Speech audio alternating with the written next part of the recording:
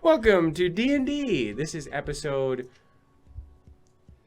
22. Huh? 23. 23, shit. 23 of Realm of the Chaos King. I literally just made the title like 10 minutes ago.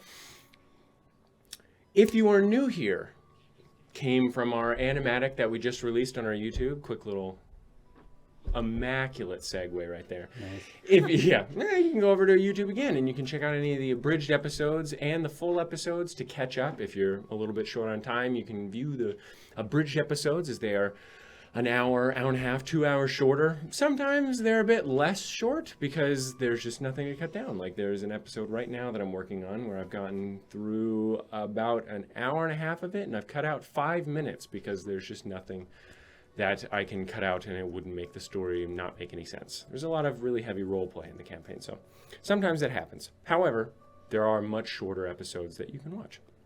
If you want to go head over to our website, you can look at any past handouts. I've stopped doing it recently as much just because the handouts are quite large and I prefer to have the party read them out loud. I just think that that's more interesting, more engaging. However, there are still some of the old handouts there and the website still has a lot of goodies there as well.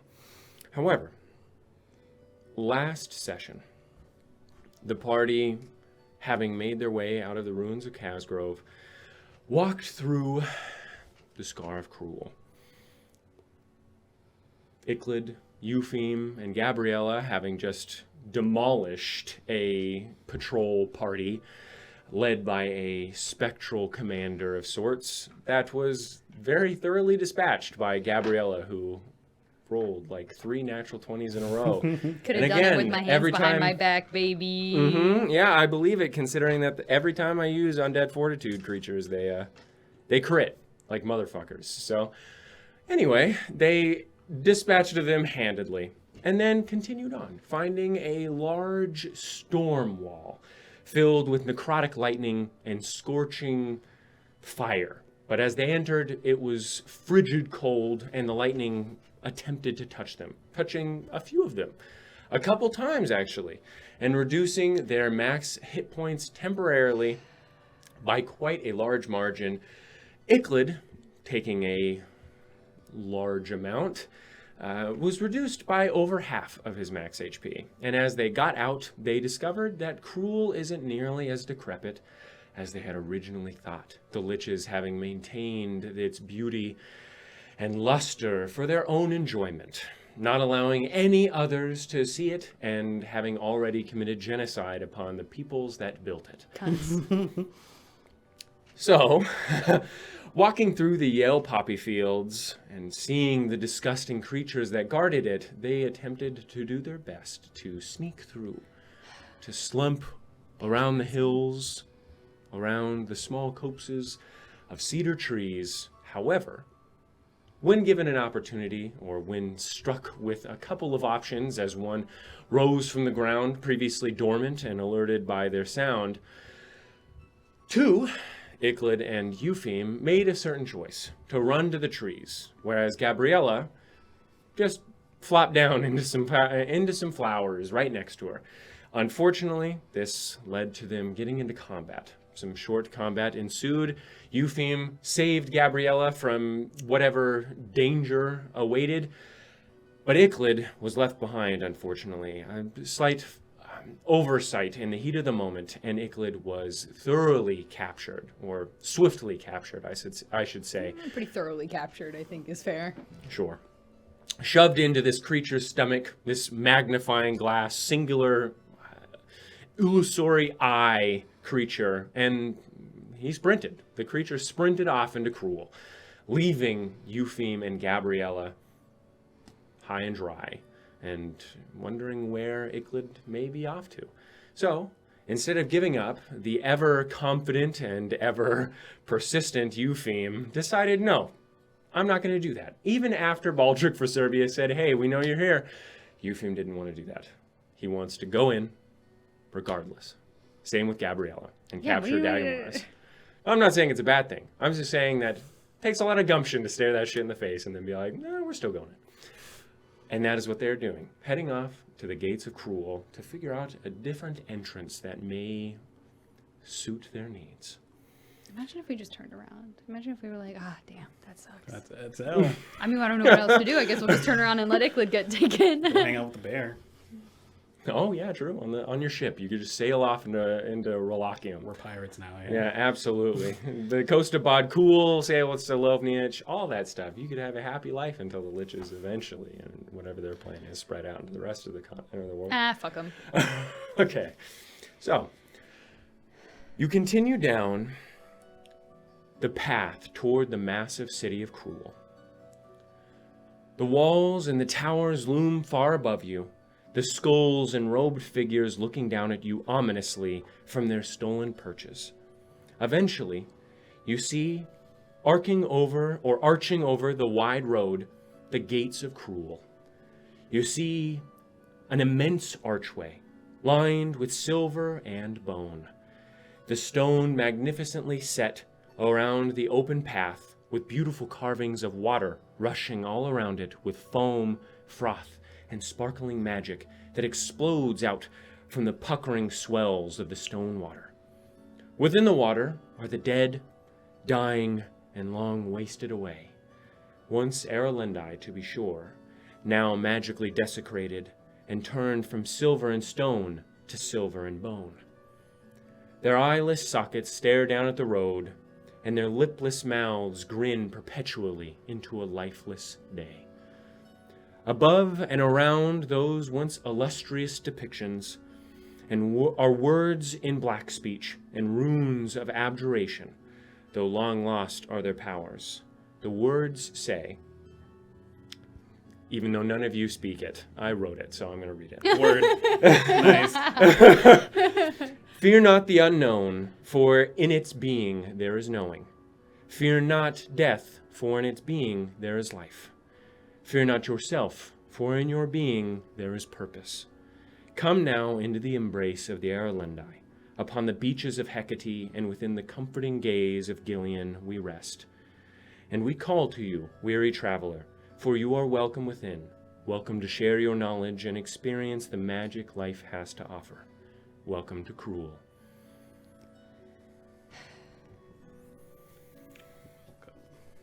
Above that wonderful inscription are banners engraved within the stone, made to look as if the wind were billowing their bodies, and are held by more decrepit elven fingers. These banners read, also in black speech, Mentis nostras, animas nostras adamas, or our mind, our souls for Adamas. Even above these, just below the ramparts that loom above the gate, are more engravings, though these remind Eupheme of something he's seen before. Cracks in the stone that lead down to the waters below, stretching and wrapping down the archway. Roots of a tree, flanked on either side by the incredibly large statues and towers that sit guard to the city. The gates themselves appear non-existent within the archway, the way into the city wide open with no guards in sight. You peer directly down a main street of the former capital of the Erelendi.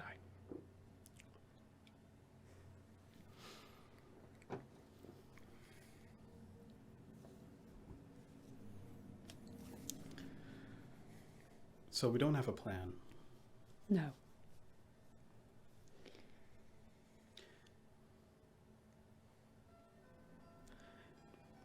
Were you ever confident about this?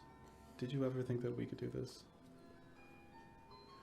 Succeed in getting, was it Dagamaris you wanted?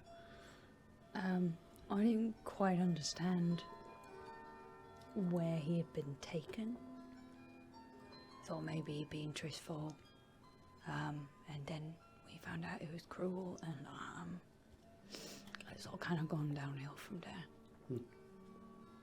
But at the beginning, I didn't think it was going to be this hard. I didn't really think about it either. Although, Yahiro seemed like it wasn't a great idea. Well, at least he didn't think it was a great idea.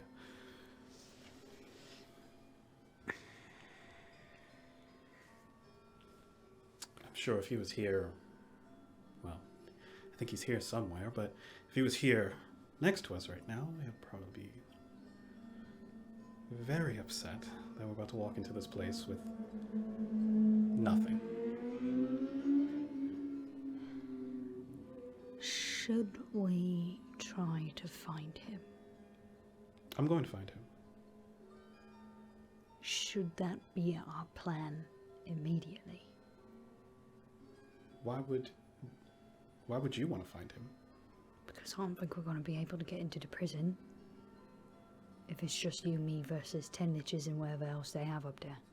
But you said he turned on us, right? Yeah.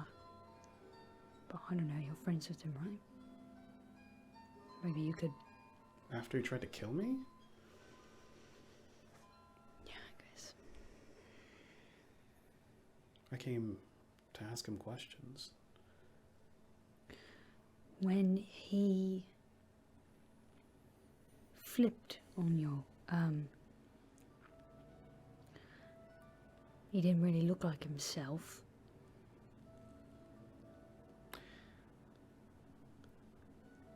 I can't quite remember what happened. It's weird. It's just like... You know, since I've been here, it's been very odd. I feel like I should hate this place a lot more than I do. I feel like the smell should bother me more.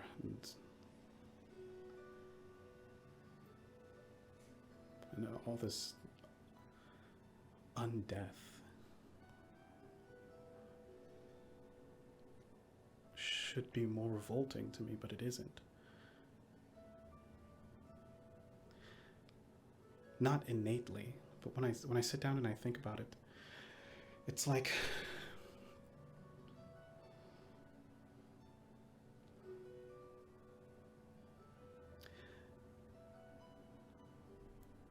when I look at these skeleton creatures and ghastly undead things, I see them shamble about, feast on rotten flesh, and it's this animalistic way that's so basic.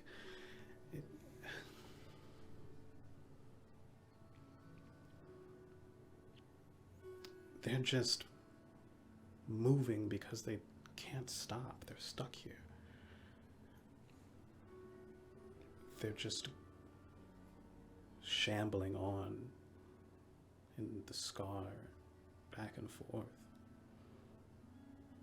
lurching at whatever thing catches their fancy. And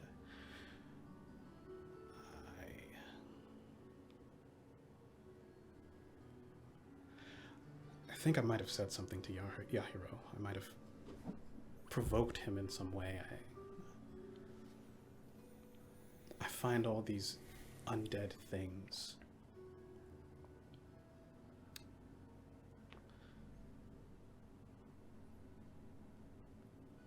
remind me of myself in a way.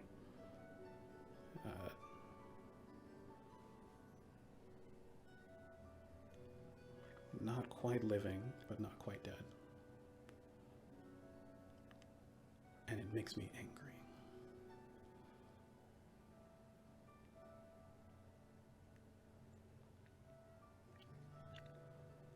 Angry that you're like them, or...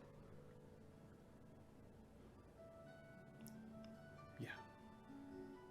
Angry that I might belong here.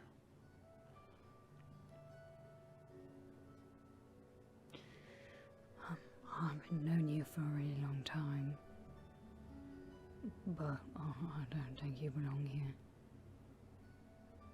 I don't seem like it, but everything is telling me I do. You and the kid, you both got your powers from some book, right? Yeah. But you've got to admit that Iglet's living. Iglet is alive.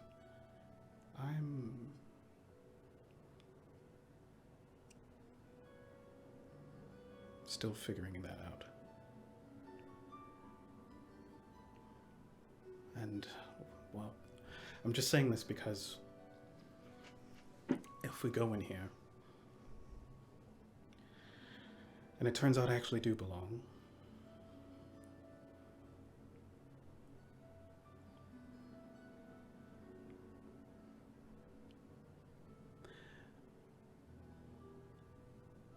I'm here to help the living.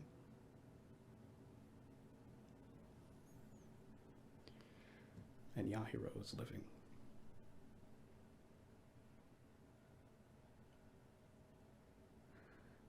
Why do you think it's about belonging instead of choosing? If you don't want to belong here, then you don't belong here. He's got an imp. I've got balance, huh? You've got whatever you've got. I don't think you should be so quick to assume that whatever it is that makes you feel like you belong in a place like this when you're a person like you are, that that's something that's within you. What's that? You haven't known me long. It's not about what I can do. What I can do has been a blessing. I actually didn't even know it was necromancy until recently. It's about how I feel.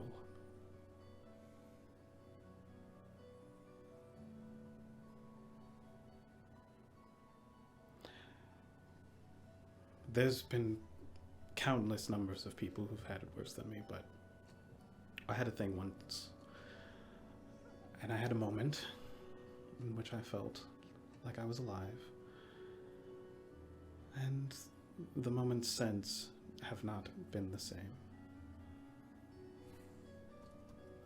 I don't think I don't think I'm undead in a literal sense, but I think there's something to being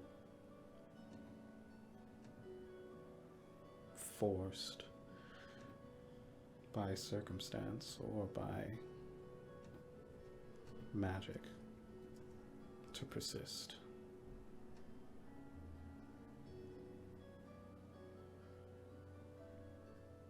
And being here has put that into perspective.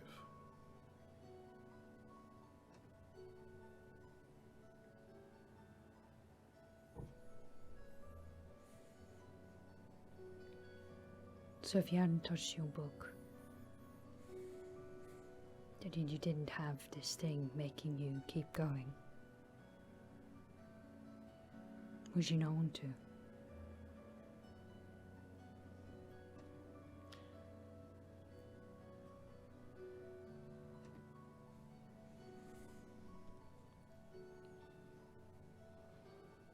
There are so many things that need to be done. It's not about your to-do list. It's about how you feel about it.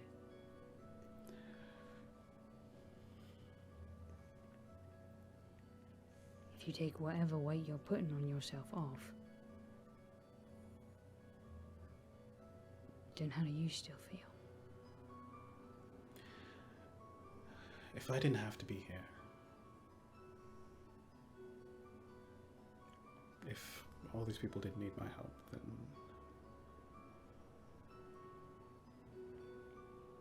I wouldn't be here.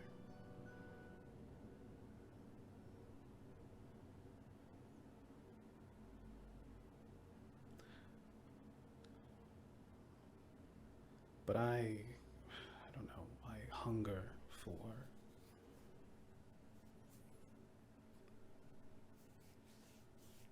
the life that is here, to know peace. Just like the creatures of the scar hunger for flesh.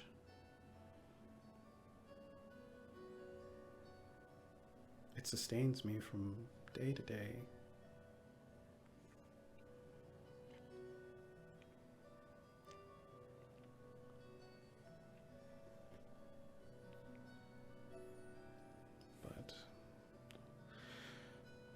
only so much.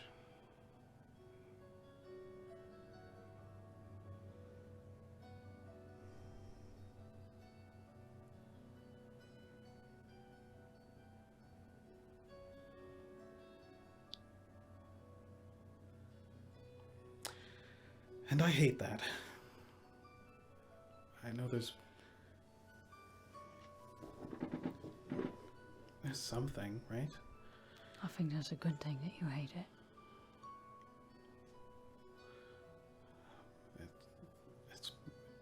It might have been why Yahiro attacked us. It might have been why. Your hero didn't attack you because of anything you did.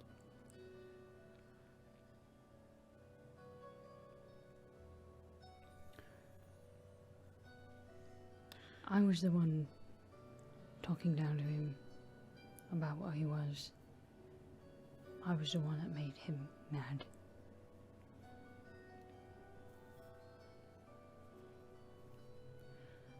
I don't think he would have done anything like that to you if it wasn't for me.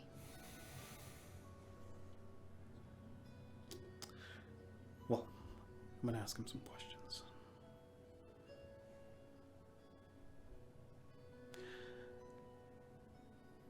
I don't know you very well.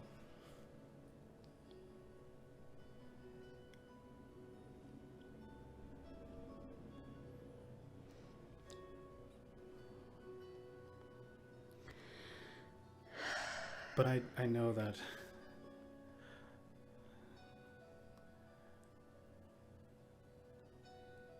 if I find a way, if I see any possibility of saving them,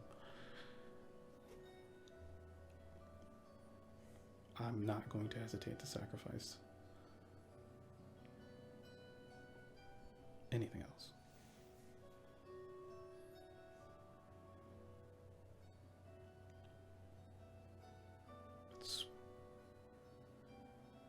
It's what I came here to do.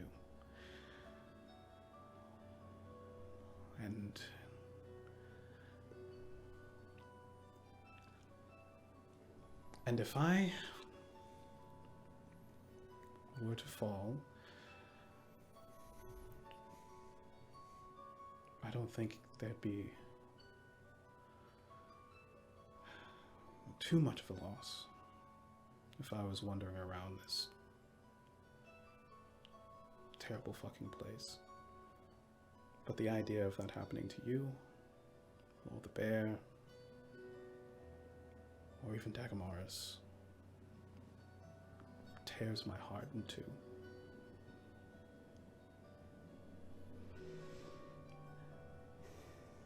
I need to know that you'll save yourself, or at least save them,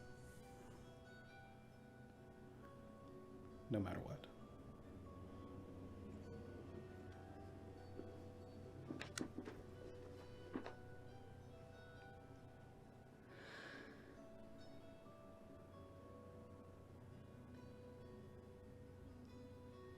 No.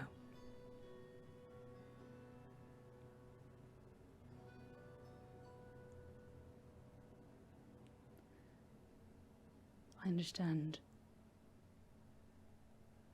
maybe part of where you're coming from. But I'm not leaving you here if I have a chance to.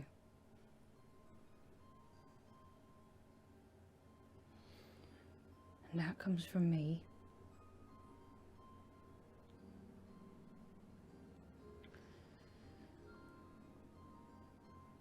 That also comes from Titus.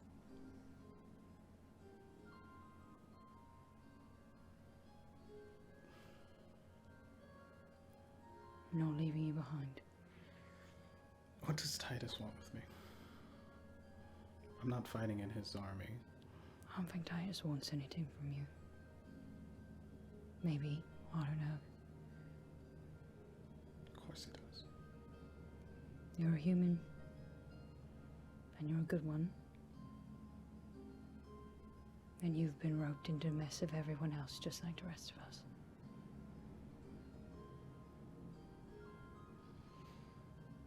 You're strong and you care about the people around you.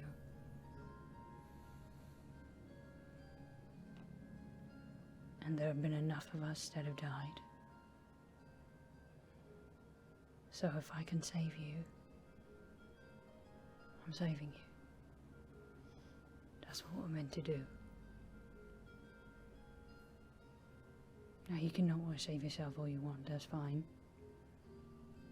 I'm not going to tell you how to feel about yourself. But, I'm not going to leave you.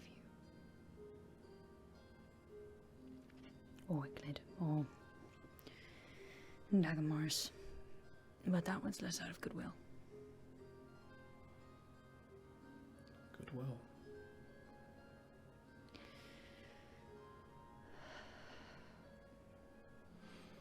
Listen, I'm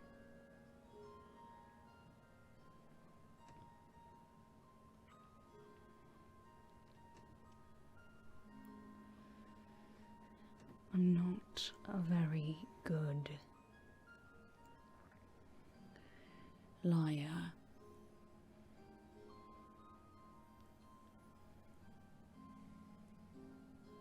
And if you're going to see your hero,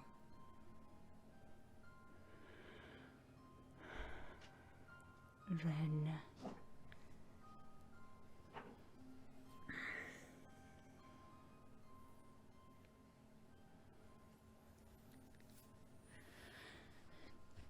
I care about Tyus a lot. I've cared about him for a really long time. He's like, a dad to me. And he's taken on, a lot. Because it was forced on him.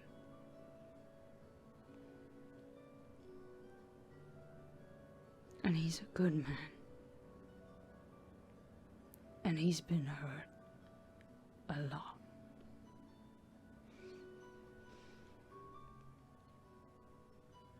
So I'm gonna tell you something and I need you to promise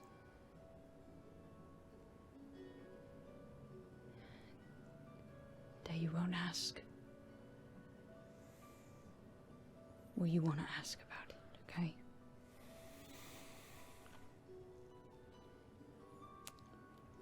Yario didn't turn on you.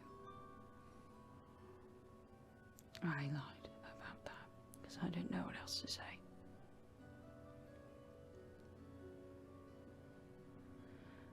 You and I found something that we weren't supposed to find.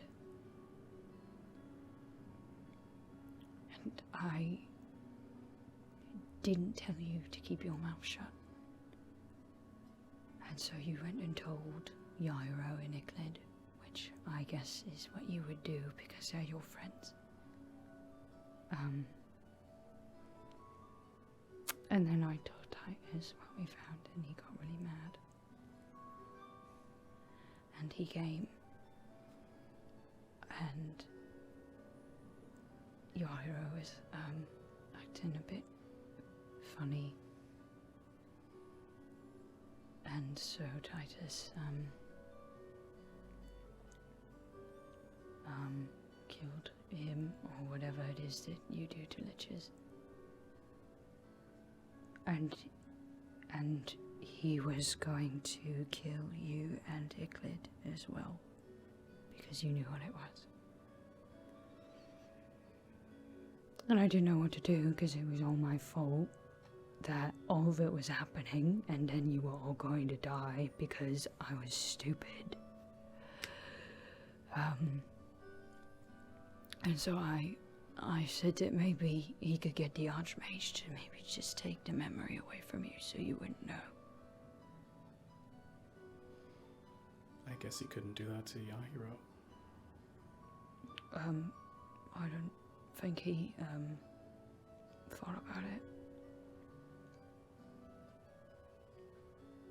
But that means the Yahiro still knows. So,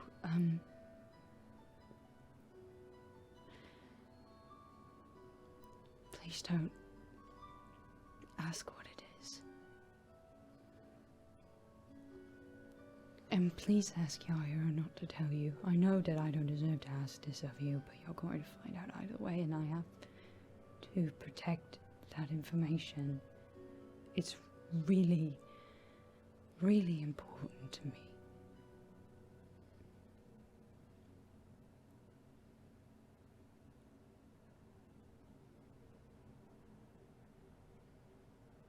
He was going to kill me. Did he hurt Iklid?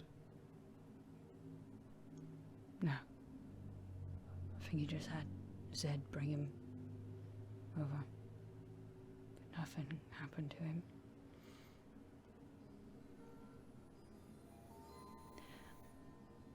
I know it is... You're going to have to take my word for it, but... It was understandable why he was so mad. According to you.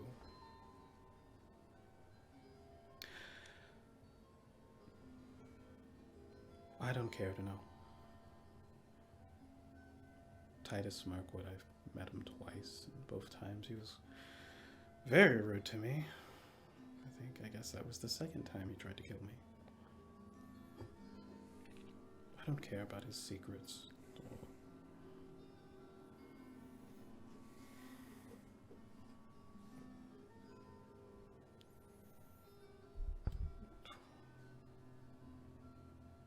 To ask him any questions or to learn anything about him, I don't. I have other things to worry about.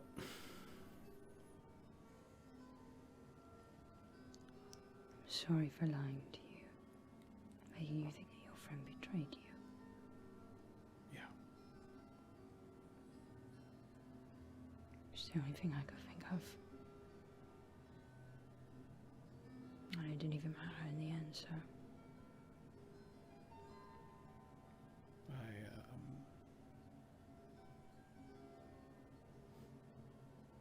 Taking out hero A's.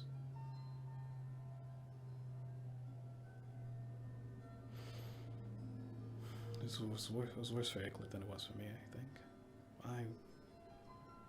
I was ready to accept it. In my mind, that's what people do. They kind of just eventually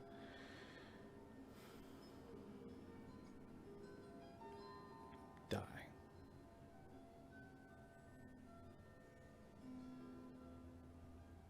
Or get taken away, or just leave. And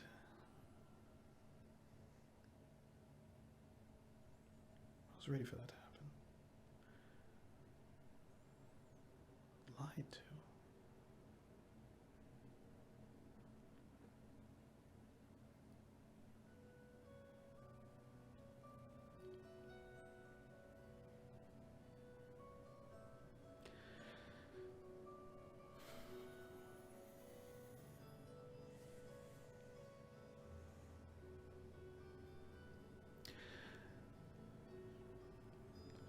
I think about a month ago,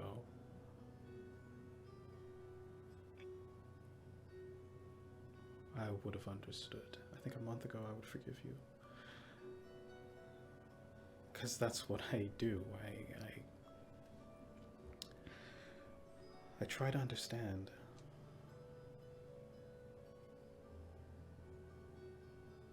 But I think that's part of what's been killing me all these years.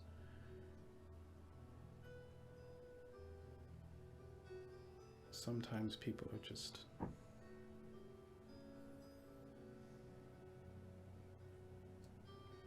tyrants.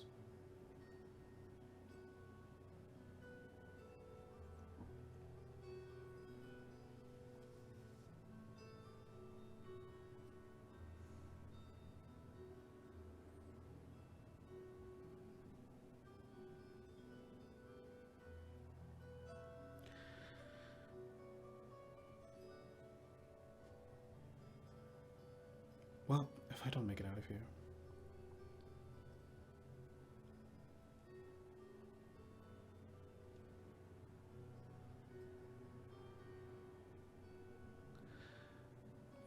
For whatever it's worth, I'm sure Titus Mirkwood has 1,000,001 people who don't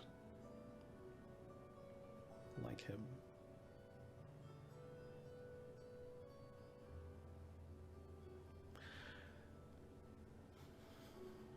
I want to say that not even knowing what the hell could have made him so mad,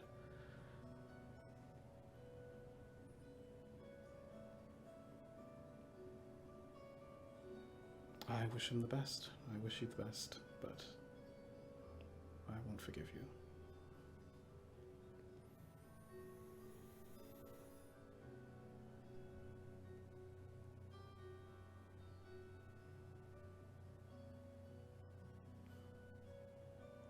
Why was I gonna ask for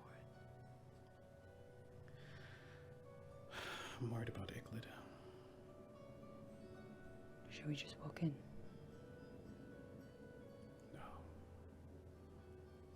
No, I've shambled for too long. I've walked around and helped people find rest and just woke up and got up the next day and just roamed around.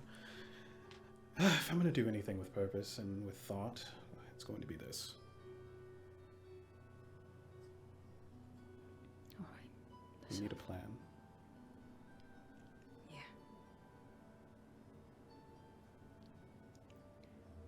That's why I was saying maybe we could find your hero. Yeah. I think we should now.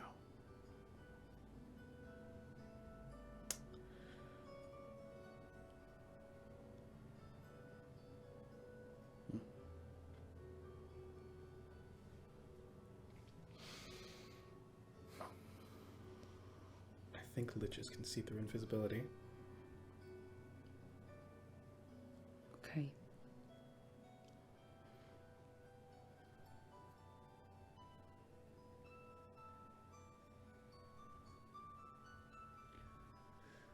I can use that ability I told you about, the one that lets me see far away.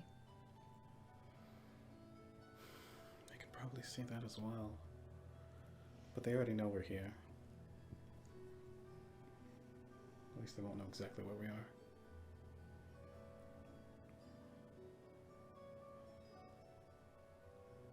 How far can it go? About a mile. Any direction. Except down, probably. You think we can get like a bird's eye view of the town? Yeah. I could try that.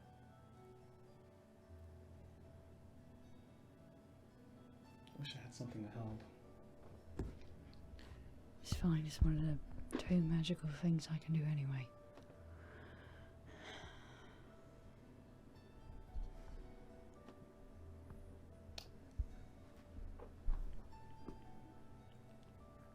What are you doing? I want Augury to just hear what you think. I'll cast guidance. I'm gonna cast clairvoyance.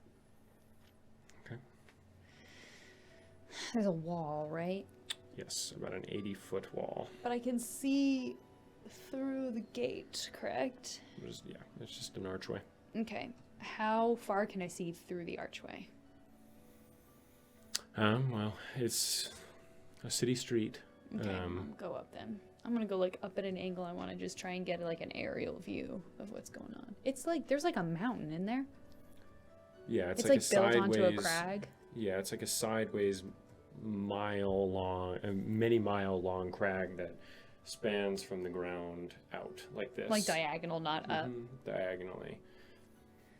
Oh, and the city goes like right through it? Yeah, so the crag is in like at the far end of it, like the northern end of it, but there's a small amount of the city that goes around and under it as well, and on top of it and along it. It's a very large city, many miles wide in every direction. Okay, I just want to kind of get at an angle. I just want to get a good aerial view of as much as I can see. Okay. I can go, the range is a mile. Okay, so you'll go a mile up. Make a perception check. guidance gives me a D4. D4. Yeah.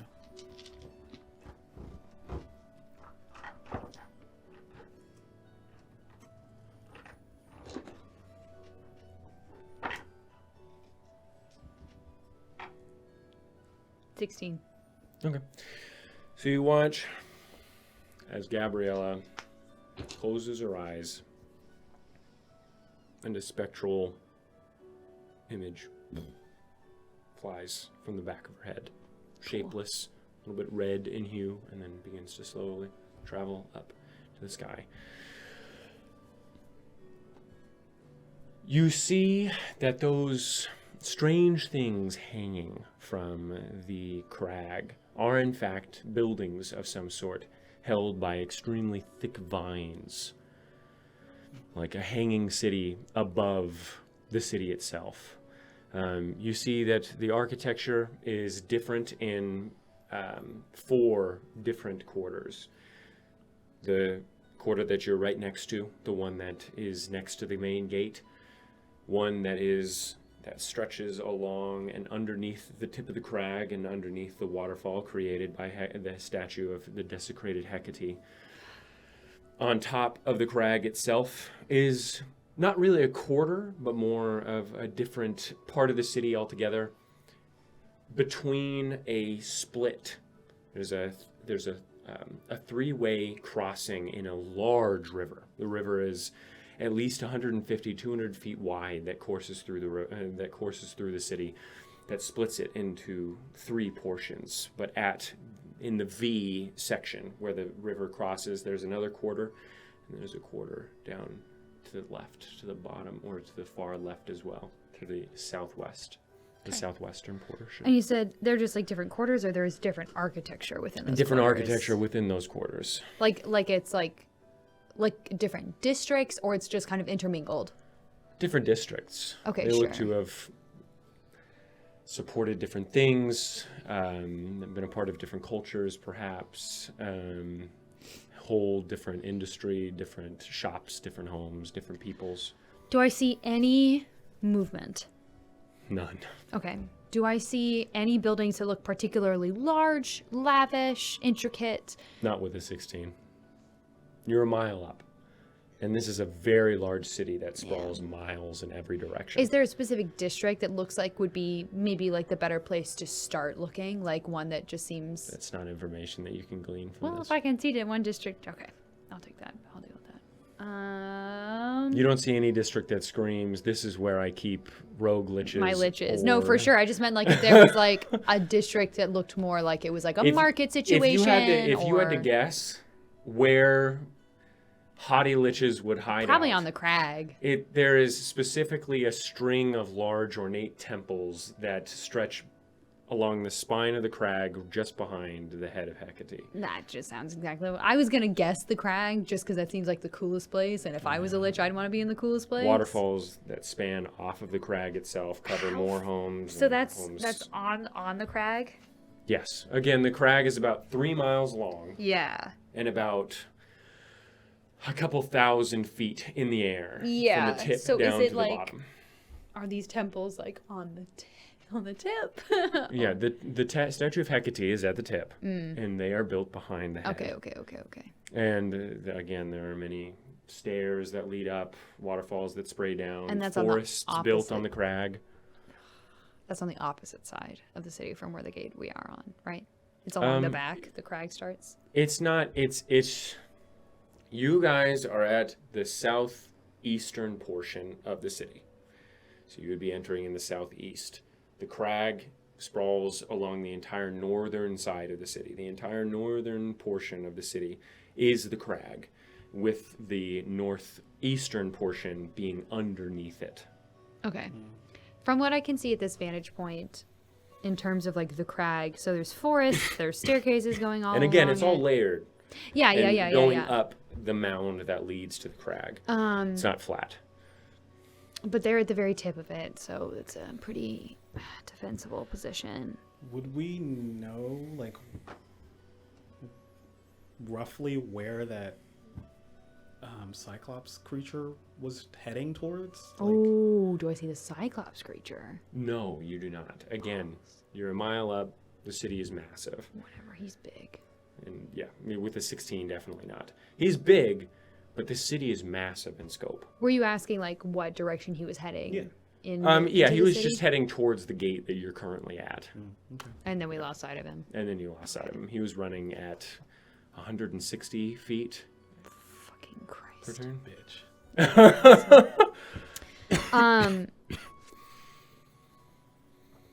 Is the Long at the area near temple. the temples like fairly clear? Like there's not a lot of places we could like hide or like is What are you it talking about? so the area at the temples with the statue I don't think you're quite getting the scope of this. probably not. I have It's poor spatial humongous. awareness. Yeah. You don't.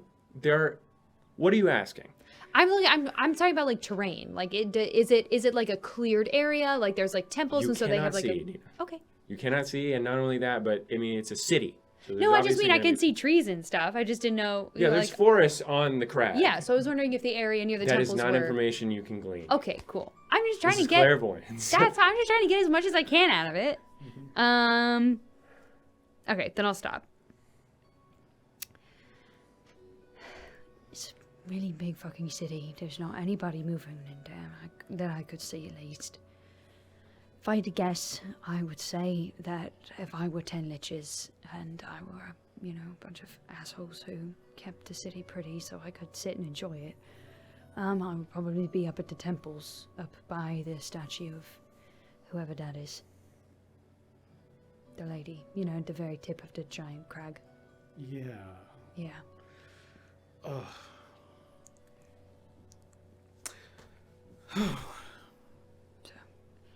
Lot of walking to do. Yeah, we can head in that direction. I was kind of hoping that they wouldn't just keep everyone right under their noses, but I don't feel like they would. But who knows? Do you know how to scry? No. Fuck. That seems like fancy. You have to like have an orb thing or something? I don't A know. mirror? Yeah, something like that. I've seen Zed's cry. Yeah. He's got what, a mirror? No, it's an orb. Orb. Well, Yeah, some kind of orb or whatever. they could be scrying on us literally right now, probably.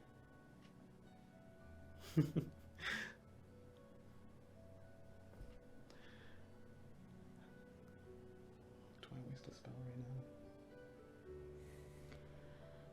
I'm trying to guess how likely it would be that there's still things in the houses and the buildings, or if they've just taken it all because they've been here for, I don't know, thousands of years.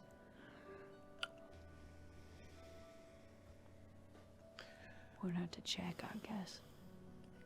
I don't I think can there's get going that. to be anything like a lich killing stick or anything like that. Yeah. I'm thinking like a magical weapon. That'd be cool. I have one of those. Oh, lucky you. Well, stay close. Where are you guys heading? Try not to be too loud. Are we walking through the door? Through the archway? No. No. We do climb over the wall. Do I see any sewer grates or No. is it just like an impenetrable wall other than this one archway? It's a very tall wall. I mean, I guess we can climb over it. How thick is the wall? You can't really tell from here. And she didn't ask. Ask all the wrong questions, I do. Yeah, because you would have known that. I would have What's been the like, thickness what of is the the wall?" what is the thickness of the... Let's go up to the. You have not had a rest, by the way. We had a Oh. short rest. We had oh, a you short said you rest. have now had a rest. You do not. You have not had any rest. We had a short rest. We took right a short after- rest. You after, did? After After- Icklid. After Icklid's there. After the. Oh, okay. I didn't know that. I'll take your word for it. But then we haven't obviously done anything Because I got my else. spell slots back. That's all I know. Yeah, and I healed for some of the damage I took. Okay. Um. Sure. Oh no, I didn't take any damage. It was. I thought you guys took a short rest after you got out of the wall. Because Zikla didn't have his spell slots. Yeah, that is Oh, okay. correct. Yeah. Yeah, we true. took a rest afterwards. That's It was true. like a whole thing. We were like, oh no, Wickled's gone, but we need our spell slots, so I guess we'll sit True. Yeah, despondently. okay. And That's fine. We could climb. I have a thing where I can play a song and get us through a wall, but it's not like it has to be kind of thin. I don't know how thick this wall is. I'm gonna go up close to the archway. Okay. I'm gonna sneak though. You want to go up close to the archway. Okay, for the hell so of it. make a stealth check. I'll follow. Okay. Make a stealth check then. That's 26. Okay. 13. Okay. It's a pretty high roll for me. Sneak up to the wall. Is it? Can I tell how thick it is? Make an intelligence check. Oh, buddy. Sort of walk up to the side of it. The elves in the water. Oh. Thought it was a 1. 8. 8. Can't really tell. Can't really gauge it without a measuring tool. You'd say at least 30, 40 feet. Thick? Mm-hmm. We're going through the front door then. Because it's like 80 feet tall, right? Mm-hmm. Yeah, we're not climbing that. I could toss you. You could dimension door the rest of the way. Again, as you get close to the I'm stone, gonna toss you. you see no damage upon it. Guess we just have to walk through the front door. I mean,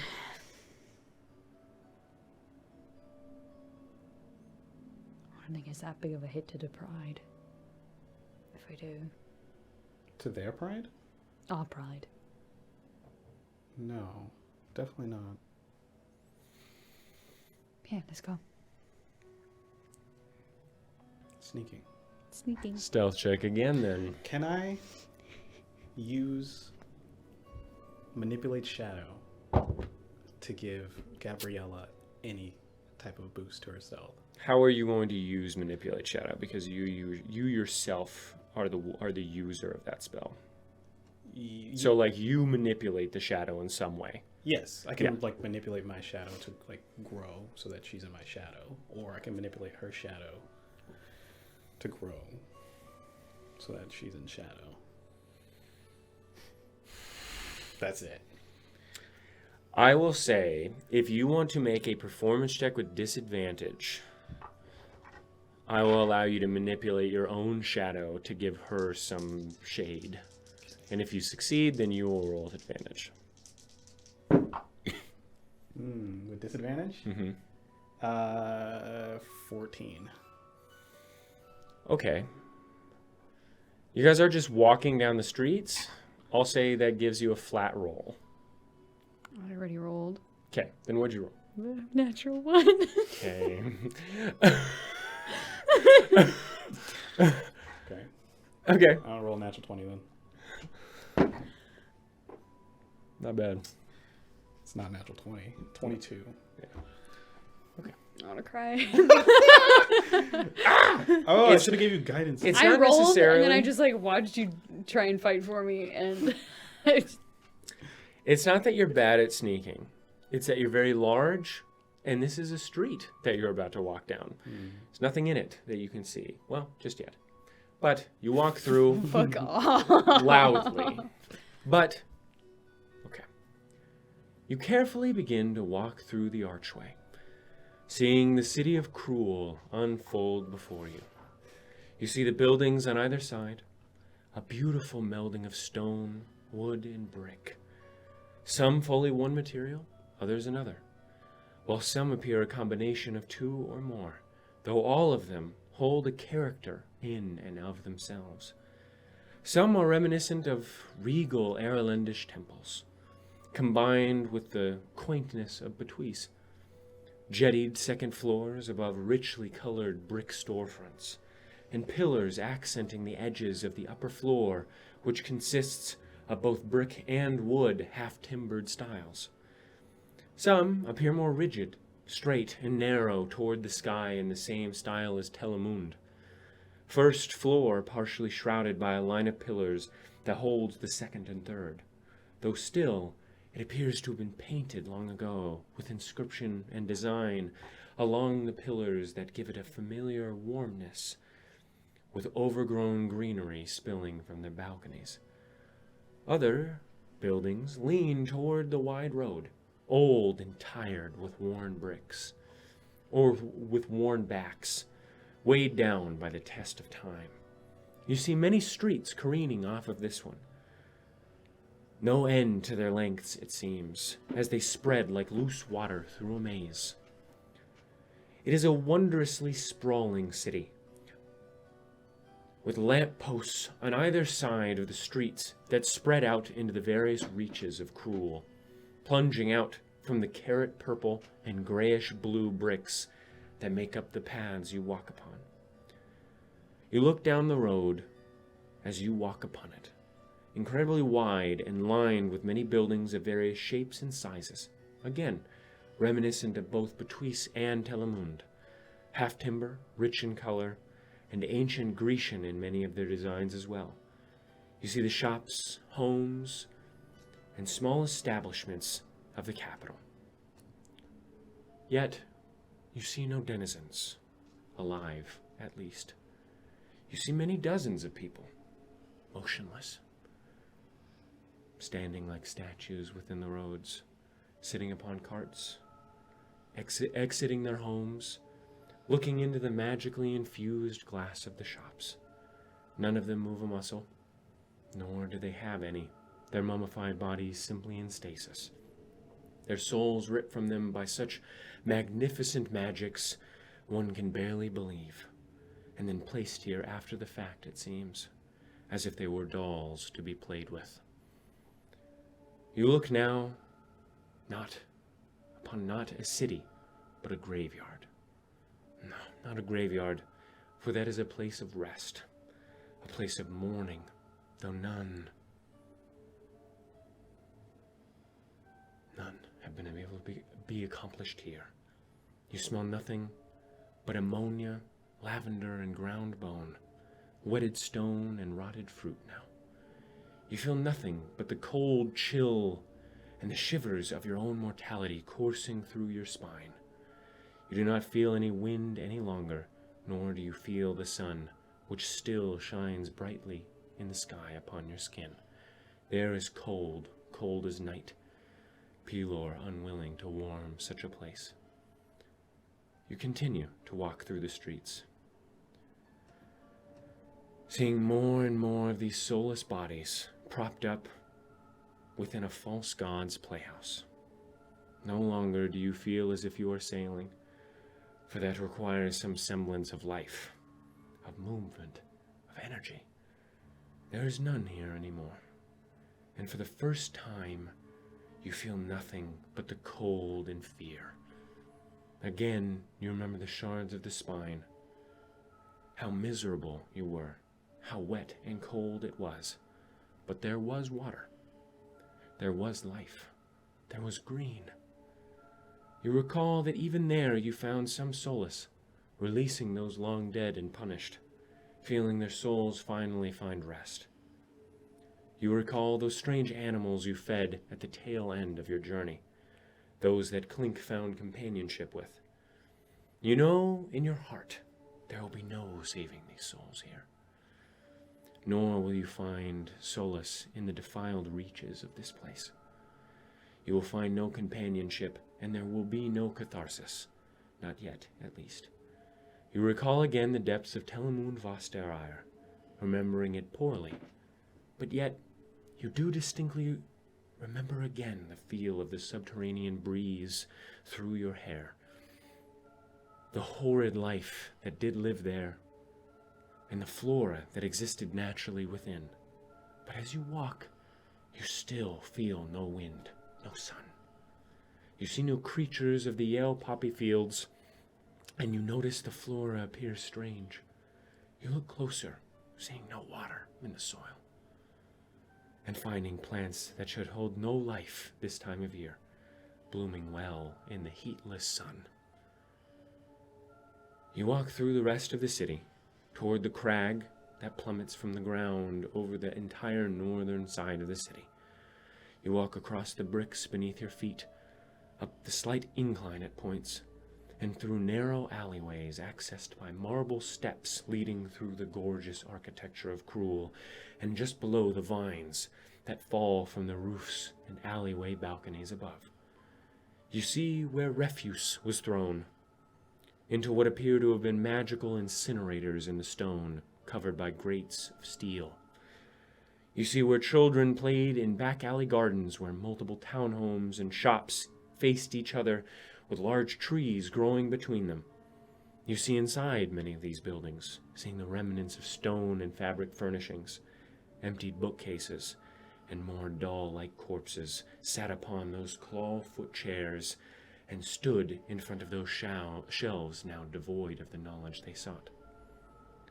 Along the sides of the street, small and large, you see statues that once depicted, no doubt, the goddess of magic, now desecrated, transmuted to bone, and depicting instead a robed figure, layers of fine silk spilling from the top of their head and shoulders, jewelry lining his head like a crown, and an iron mask shrouding his face with blackness behind the holes where eyes might be.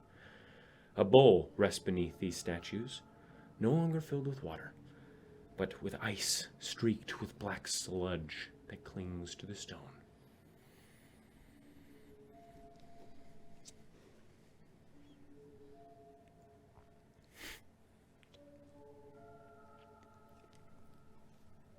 This is disgusting.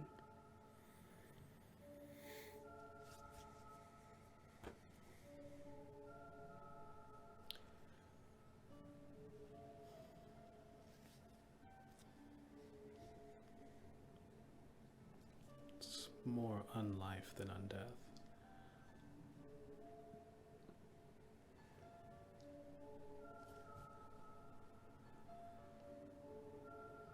You know who that statue is supposed to be? No. One of them, I guess?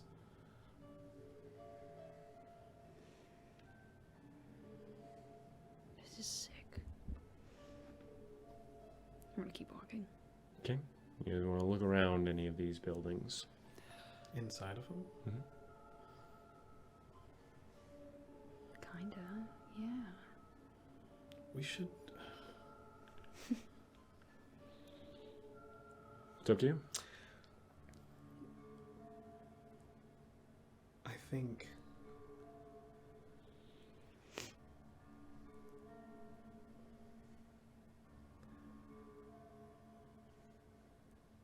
finding Yahiro is a good idea.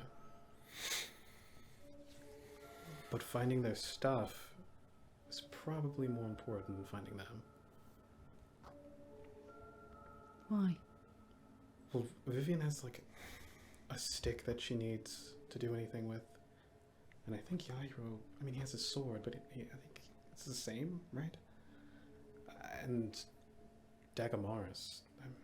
And you have his sword, by the way. I do have his sword. Mm-hmm. I do have a sword. Fuck. Dagamaris is probably fine without a blade.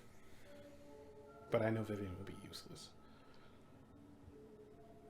Okay, sure, finding their stuff. Do you think they might be keeping it somewhere random, or do you think they're keeping it somewhere, like, near to wherever they're imprisoned? Probably, but... So is it their stuff, then your hero, then them?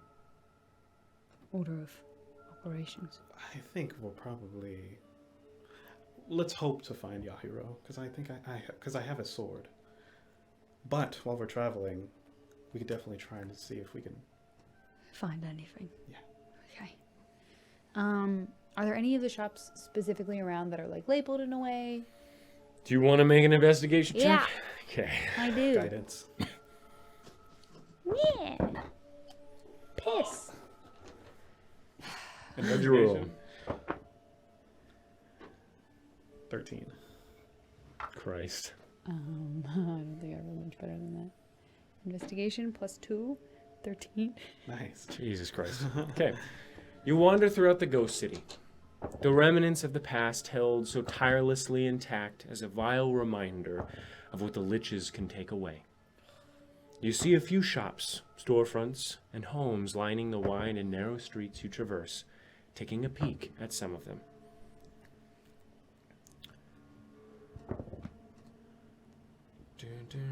Can I mind link with any of them? Terrible. As you try, they have no souls to link to. It's literally just like Husk. Yes.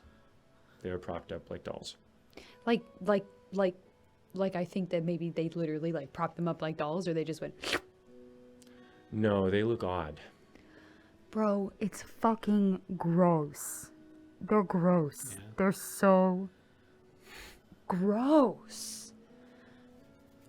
He's just the big chicken guy from Toy Story. That's a good reference. I haven't seen Toy Story in years, so I didn't get it. Brush up. You do see a storefront with two large windows protruding on either side of a forest green door, fashioned with gold knobs and hinges. Above, jettied, are two more floors that rise to the sky, none of their windows shattered and no sign of damage done to the wood. You walk inside and find yourself surrounded. First of all, you read the sign. It said, "Whispers on the page, Erlendish scrolls." This place is fucking empty. You walk inside and find yourself surrounded by scroll shelves, diamond-shaped cubbies for holding rolls of fine paper and ink.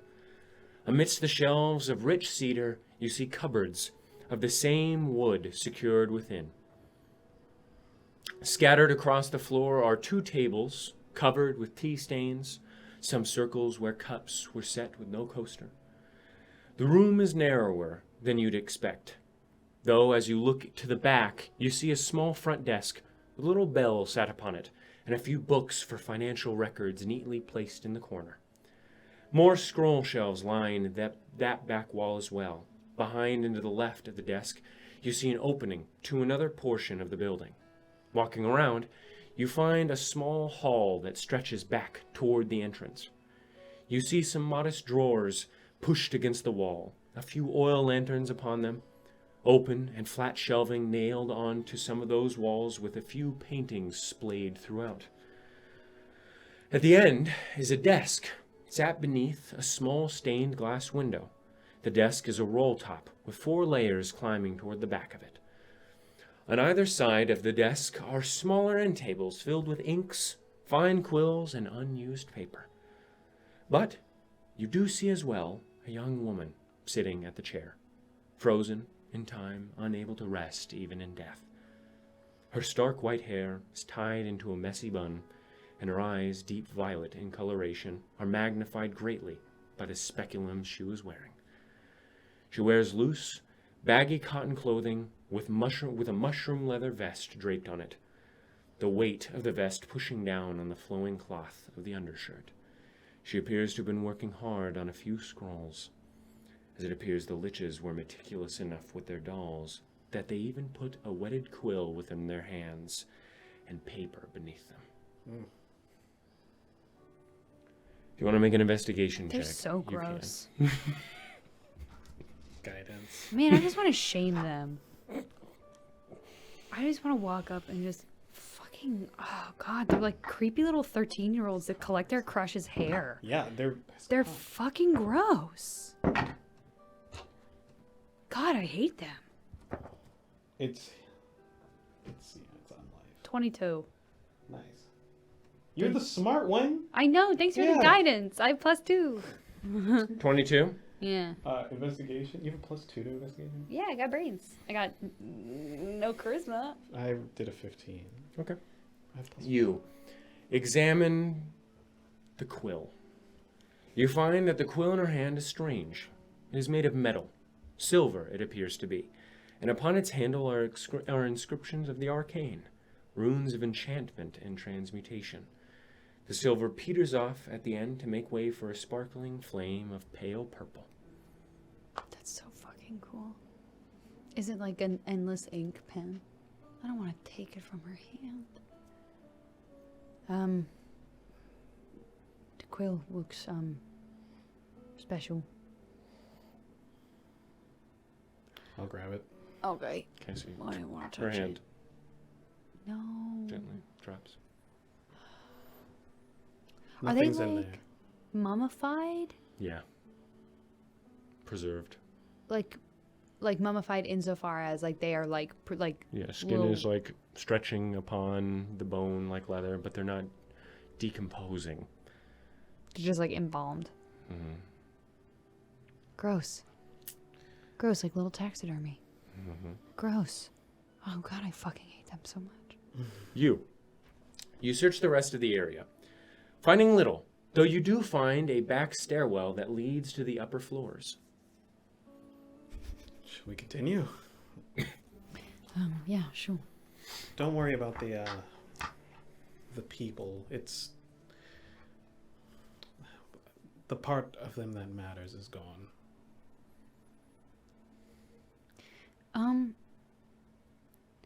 Yeah, I think it's still very disrespectful to the vessel that carried it.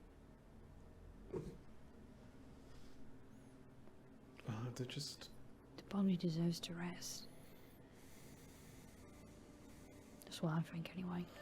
I won't take that from you. It's fucking gross.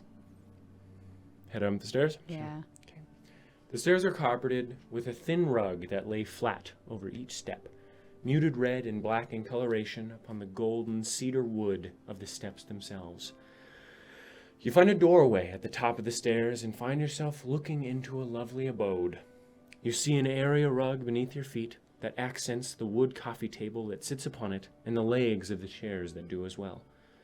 Behind the couch, to the right, is a window that overlooks the alleyway. Below and in front of you is a small dining nook with thin drapes covering the windows behind it.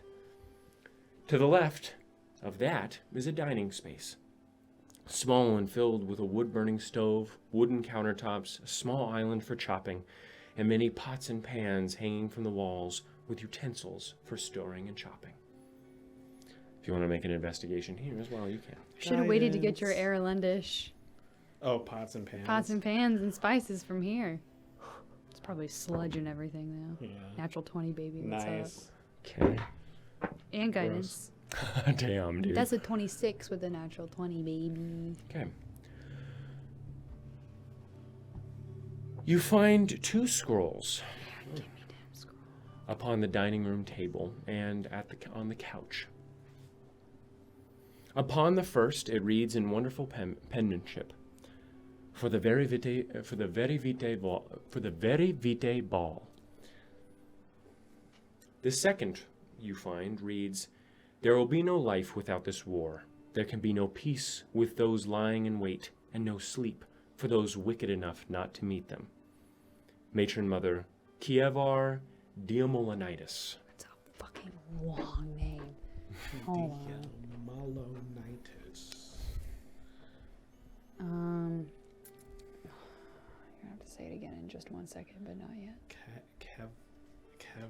Kevlar. I'm thinking Kevlar, but it's not Kevlar. My journal entry for June 17th was body to wraith. Nice. God damn it. One more time. Diamolonitis. Kienar? Kievar Diamolonitis. Kievar Diamolonitis. Now tell me how that's spelled to see how wrong I got it. I'm not going to tell you. Okay. It's Not you. So the spells you get. There are 2. Yummy. Kinetic Jaunt is the first.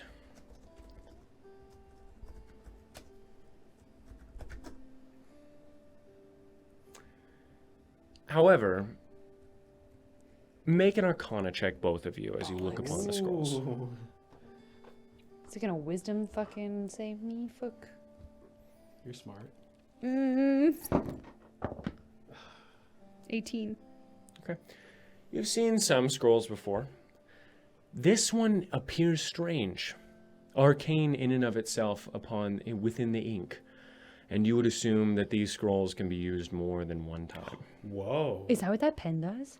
Wouldn't that be sexy? Yeah. Wouldn't that be so? You would know that you can So very use the sexy. kinetic jaunt scroll 4 times before it runs out. Fuck is it? Okay.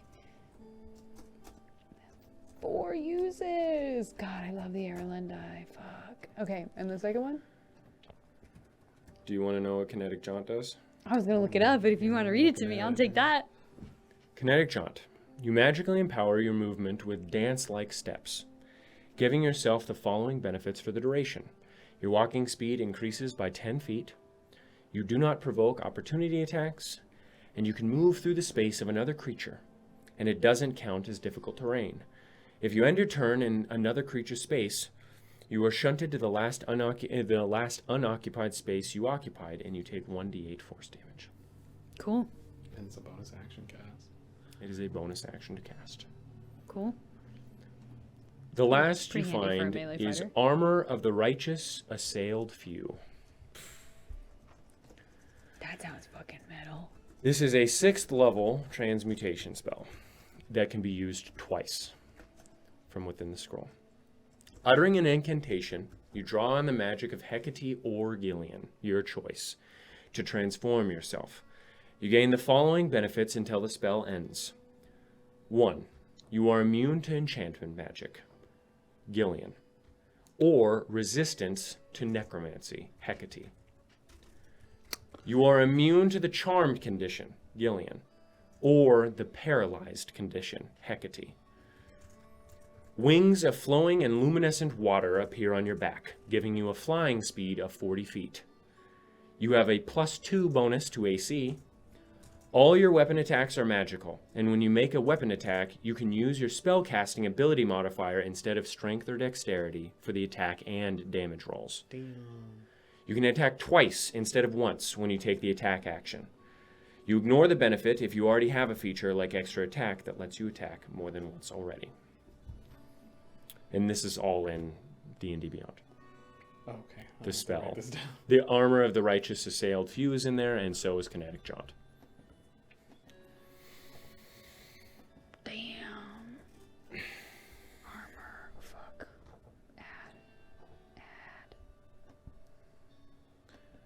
Is it concentration? Excellent question. No, however, it is a bonus action. Sorry, it is concentration, but it is a bonus action to use. Okay. Scroll.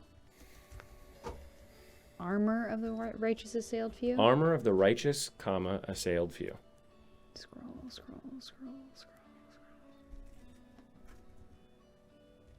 It is a spell, not an item, by the way. It's gonna let me add a spell? No. No. Cool. Helpful. Here. I will send you the link in...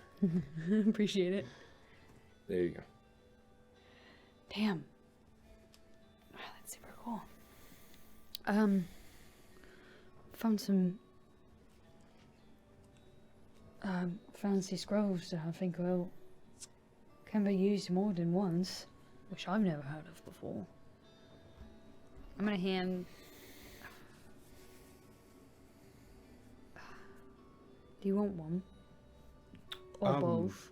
I don't know. I I'll think explain to should you what they keep do. That one. But I wouldn't mind taking the. What was the other one called? The kinetic one? Yes. The Kinetic Kinetic Jaunt. Jaunt. Thank you. Well, that's helpful. Resistance to necromancy, that would be nice. Resistance to paralysis, that would also... That's if you choose a certain path. You I have have- to choose I have to whether or choose not you Hecate or do Gillian Gillian, Hecate. right? Okay. And it gives you certain effects. But I get all of the Hecate benefits, correct? If you choose Hecate. If I could choose it. Yeah, well, God, Hecate's the better one in this situation. Okay. But I get the cool wings either the way, right? Yes. The wings and the AC and the double and the magical attack is either one. Tight. Yeah, I'll just dodge it. So I Yeah. don't need Move that. through their space. Just push them. Flick them in the ear as you pass. Where Willie?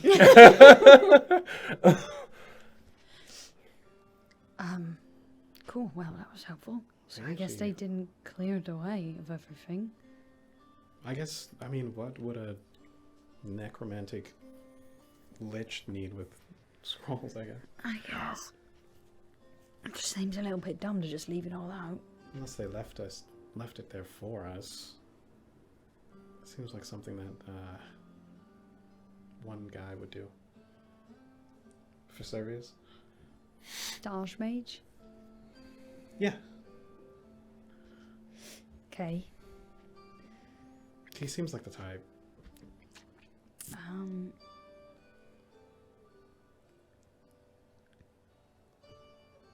Is there anything like Irelandish on this scroll? Like, is it written in a specific handwriting? Is it signed by anyone? Is there a cool stamp? You notice that the quote is from a matron mother. The quote is from a matron mother. You remember the handwriting down below from that woman? That's the same as that. She seemed to have been a scroll, a scribe, and this was probably her shop. But it is written. It is written in 2 separate languages, both Elven and Common, but not Black speech. Well, I don't really know how to tell if it was left by him, if it's going to backfire or anything, but if it doesn't, it's pretty helpful. Yeah. I don't know. It's hard to know. That guy followed us around in,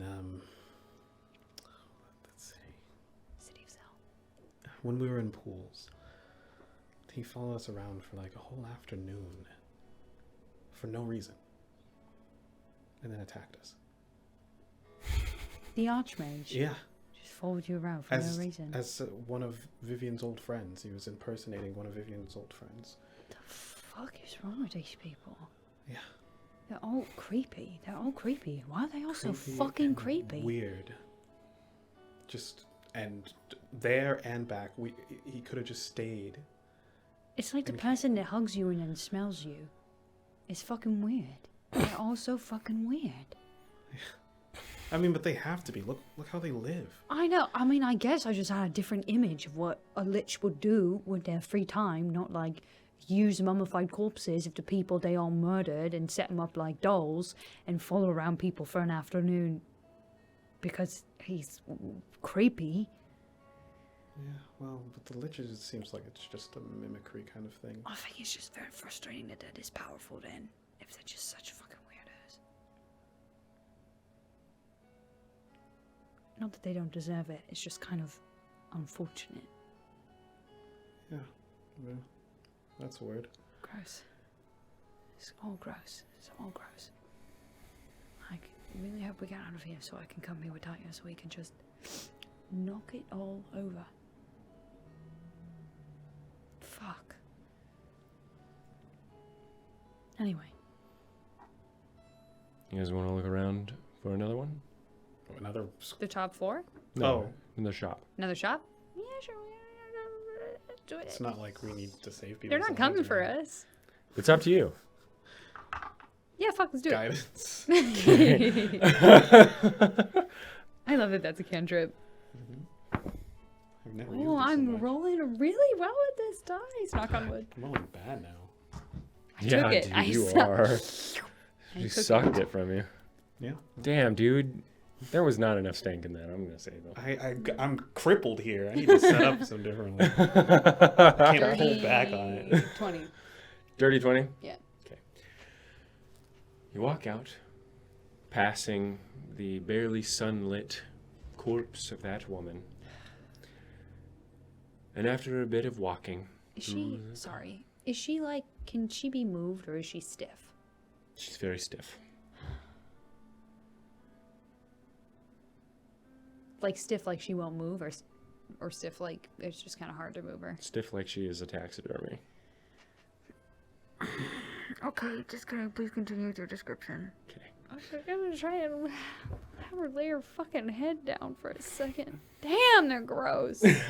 Sorry, please continue. Within a very narrow street you walk down, perhaps 12 feet in width, You find your heads covered from the sky by the jettied second floors and the balconies above, and you find your shoulders kept company by the buildings they scrape against. The street is filled with a strange warmth, not a literal warmth, but a warmth of the mind. You feel like you've been here before, though you know that isn't true, at least not physically. Eupheme, you remember very faintly a story told by your father, a story of streets such as this and the stories that they held within. None of them were grand, full of peril or treachery. Nay, they were simple and filled with love. You remember stories of kind, generous, and joyous people that cooked food for one another, knit sweaters for their neighbors, and sang jolly tunes in the night, serenading a heartbroken stranger that meandered through the streets below, bringing a smile to their otherwise downtrodden faces. You never found out if these stories were purely fanciful, or if they came from a place of knowing, though you think it possibly the latter, as you see a shop just next to you as you think this, its sign dangling parallel to the street just over a foggy, single-paned and sloped outward window. The sign reads, "Warmth within, soup." Oh, to be a little Irelandish soup shop. Oh, to own a little soup shop. You walk within and look upon a large granite cauldron at the center of a half-circle bar, fronted by a scattering of small tables and chairs. Above the cauldron, hanging from the rafters, are chains and smaller pots connected to pulleys and rope. Lining the inside of the bar are many spices and baskets for long disintegrated ingredients. Upon the cauldron are sigils of enchantment and transmutation wrapping around its center, evocation at its base, and illusion at its rim. In front of a few portions of these runes and sigils are a couple of ladders that lead up to its depths. Still upon the bar are scattered pieces of silverware and bowls of smoky quartz, all of them licked dry by time. Smoky quartz bowl. Crystals. Oh, to be a soup shop owner with crystal balls. If you would like to make an Arcana check, feel free. Yeah, man. Magic the pot? soup cauldron. Like the pot is what you just said. No. Hey. Do I have guidance? No. That's better. That's a good one. What am I doing? 16. Investigate. Oh, no. Okay. Arcana. Oh, Arcana? Mhm. 16. Yeah, that's a 19. Yeah. Damn. 24. Wow. Christ. Okay, so as you examine the runes, it mentions along the rim what it is. The cauldron is called a Brynagash bath, used by the Erlendi to create magical soups for the populace for free. Shut the fuck It was a tradition in most cities that held the Erlendish traditions. Below the cauldron, it reads, "The paths of the weary are weary in and of themselves, and frequently accompanied by parched lips and empty bellies. These should lead nowhere but here, a paved path full of kindness and comfort. And we beckon you all to drink well. Drink well all those who live. Eat heartily all those who roam the world, and think not of the pain in your feet nor of your belly. For there are plenty more things to contemplate, plenty more that require your attention and care." Damn, I'm gonna tear up at the soup cauldron. Yeah. I'm tearing up at the soup. Fuck.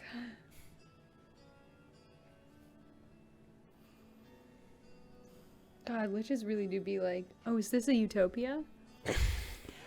Shame if I... shame if I pulled up my little lich robes and showed you my decrepit ass and just shat necromancy sludge everywhere. There's no ingredients or anything, right? No, Everything's- everything looks to have been freshly used. Magic soup cauldron. Mm-hmm. I want to make it work. I want to make it work too. Throw some rations in there.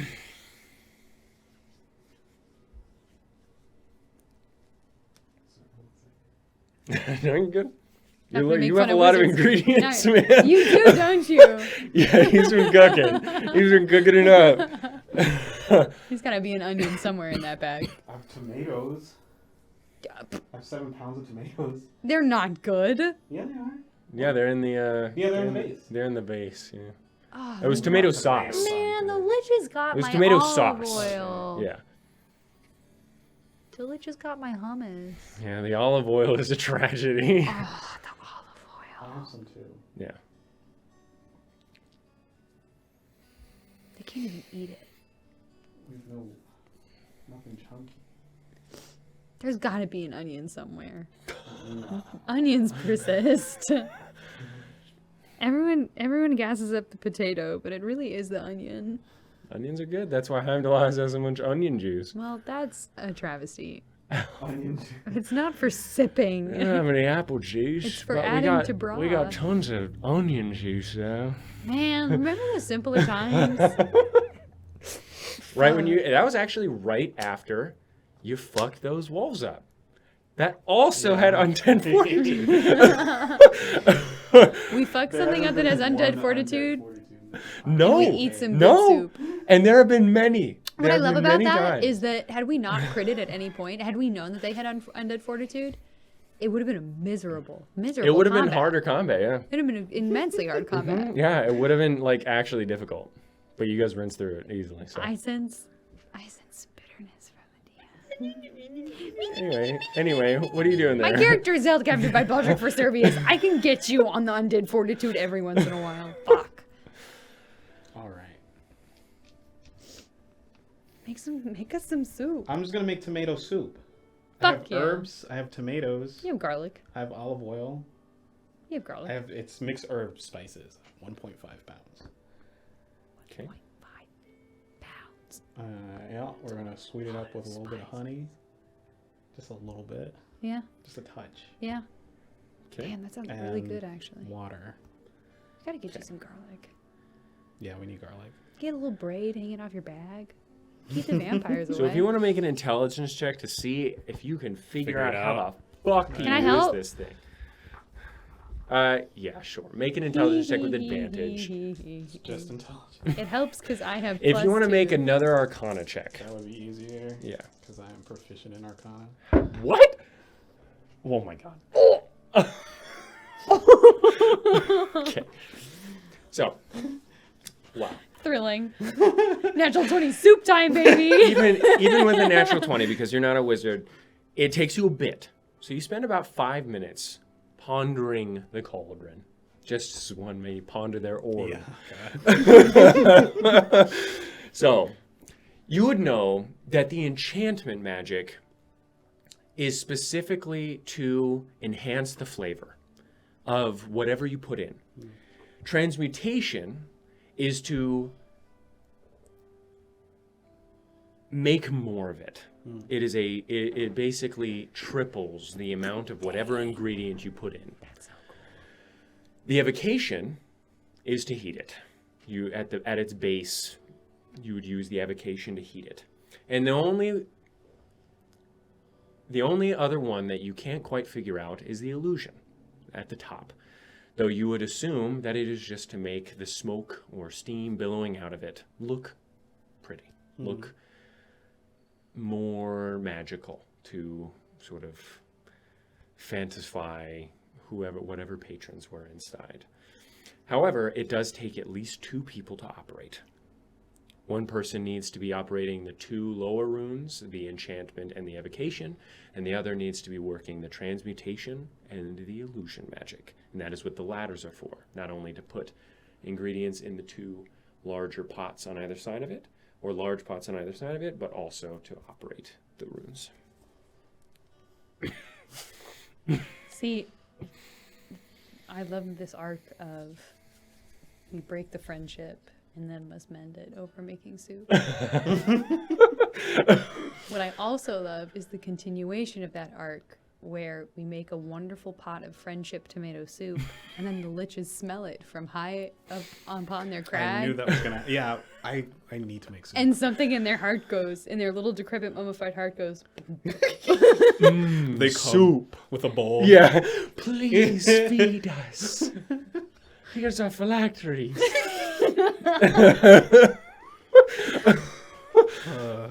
we We've been waiting for one to bring us the prophesied soup so that we may rest.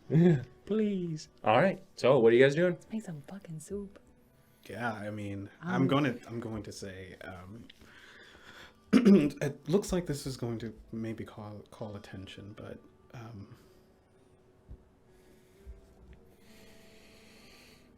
There's a little voice in my head that kind of just says, fuck 'em.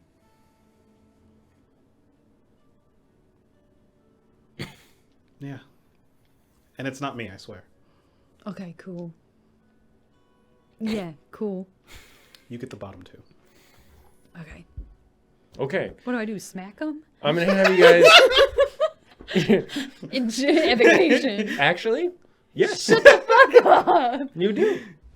It's like drums. Oh, cool. Man, the Except for at the were top, so fun. it is sliding. You're sliding, and it looks like the runes are rolled. So you make what is reminiscent of like a rain stick sound as you operate the runes. I'm going to have you guys honestly, I'm going to have you make a teamwork check here. So, Hell yeah. Can I cast guidance? yes. Please. So roll a d20, add your proficiency bonus, and we'll have this be a wisdom check. Okay. Wisdom plus proficiency.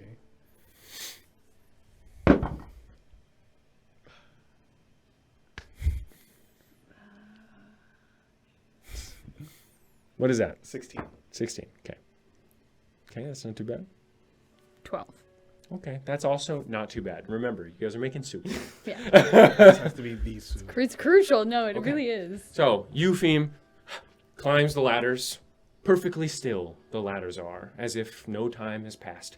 As you look over, you breathe, and your breath into the cavernous cauldron. Inside, you see many cleavages, rounded bits, and stain on the stone from many, many years of soup being made within. You sit up there, you pull out all of your ingredients. Yeah, my stuff, my shit. How's my apples?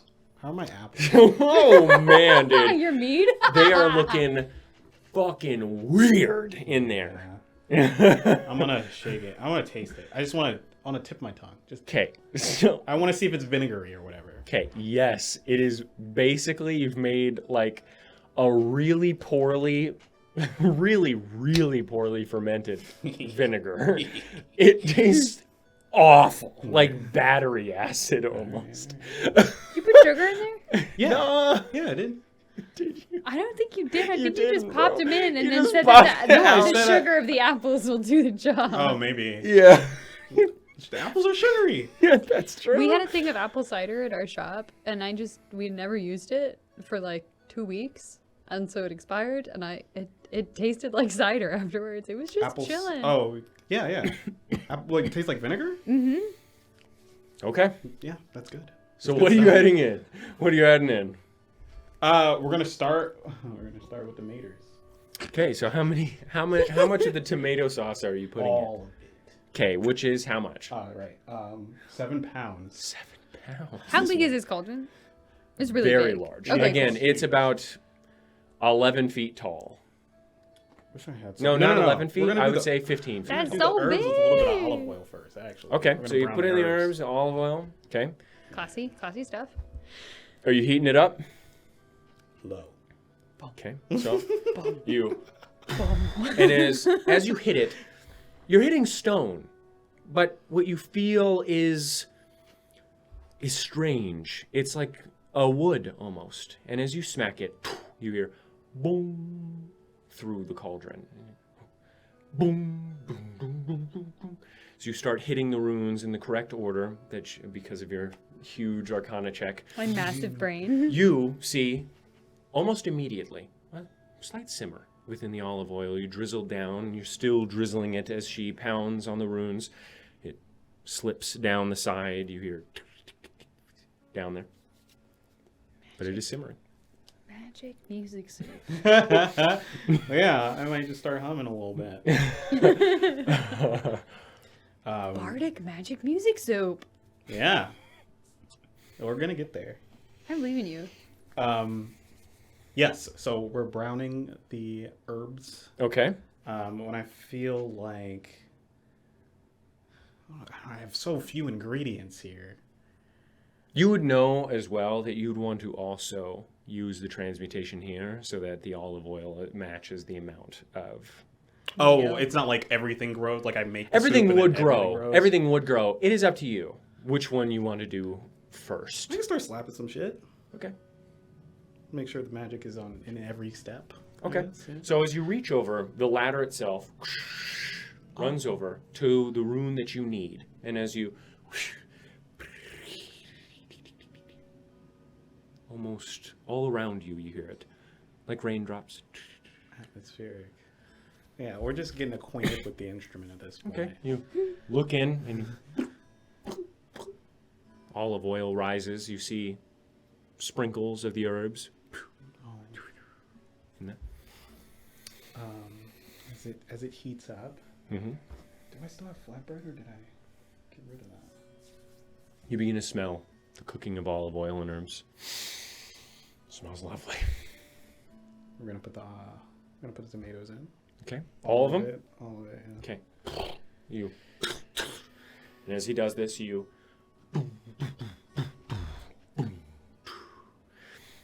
The tomatoes. You. More tomatoes. More Is tomatoes. there like a in. big spoon I can get? Mm-hmm. It's right off the edge. Mush 'em. Flip that bad boy a few times. Okay.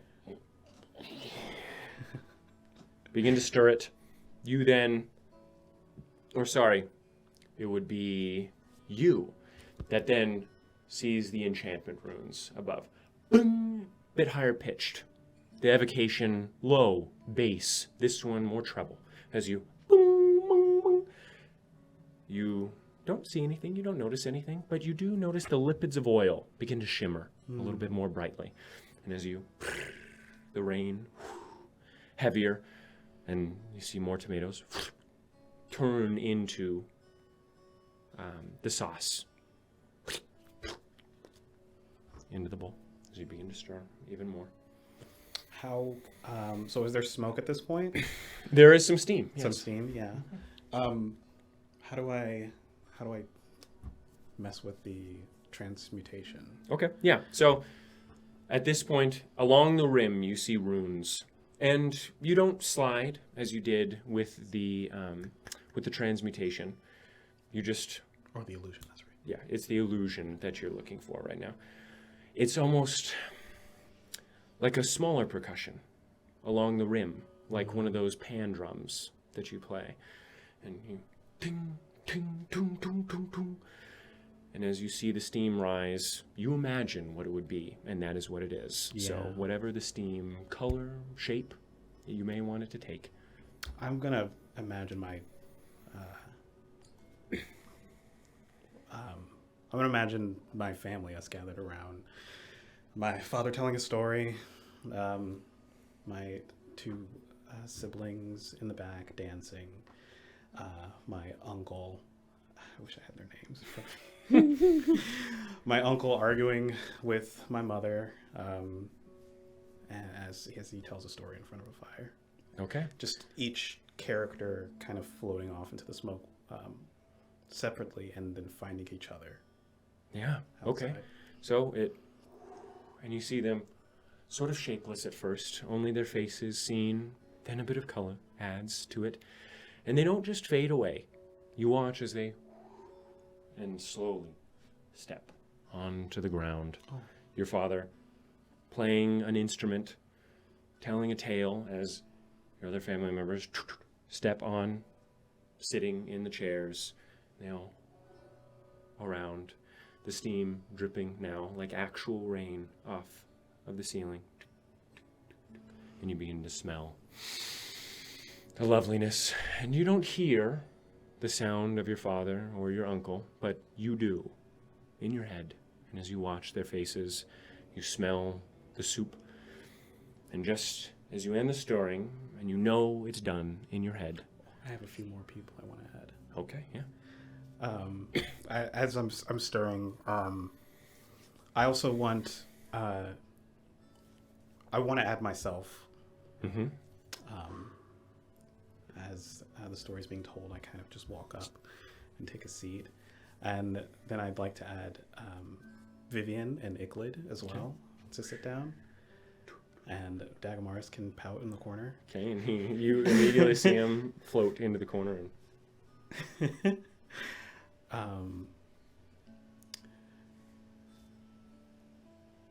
And Nasu. Okay, and the red menace He's slips cleaning down his gun, yeah. and cleans his gun while looking over at Dagamaris and sneering a bit, cleaning his gun. That's it. Okay. You finish stirring. And Gabrielle and Titus. Oh. Titus slips down, and it's odd. Because of your connection to the soul, you see Titus with no mutton chops floats Why down. would you do that? He smiles wide as Gabriella comes down, younger, no orange eyes, his eyes a green coloration, sits down, listens intently to whatever story is being told. Fuck off. Why'd you do Yeah. I'll stop playing that and just... Oh, the bear! Okay. The bear is there too. God, there's so many people. that? Yeah. Comes out. Your steam representation sees the bear, gets off of the chair, sits on the bear's belly, and the bear lays down. Yeah, that's it. That's all. Okay. That's everybody. And as you look around, you see the true goal in mind, the true state of the world, and the reason why you're in Kruul to begin with. You see the magic of the Erlendi and the purpose of the cauldron itself. And as you think this, you know the soup is done. 2 spouts pour out, and within 2 large but still smaller cauldrons, the soup pours out until they're full, and then spouts recede back into the cauldron, and you see more steam floating up.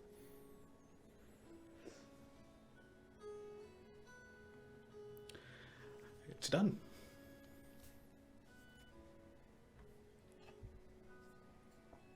And here you are. Inspiration for both of you.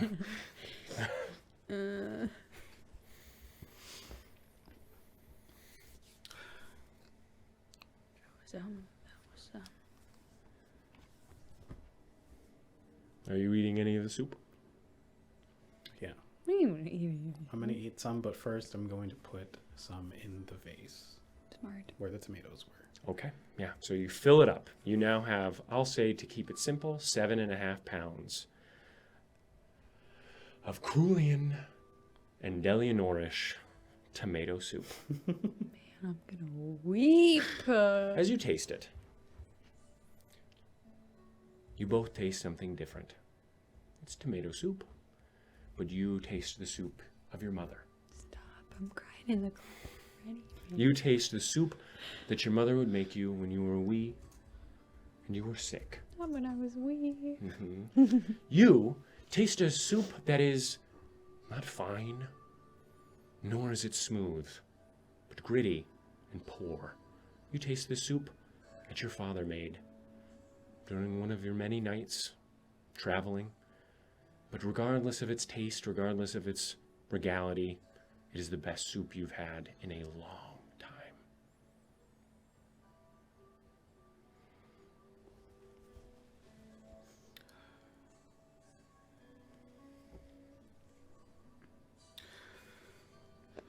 I've got some for everyone else, so we have to go get them.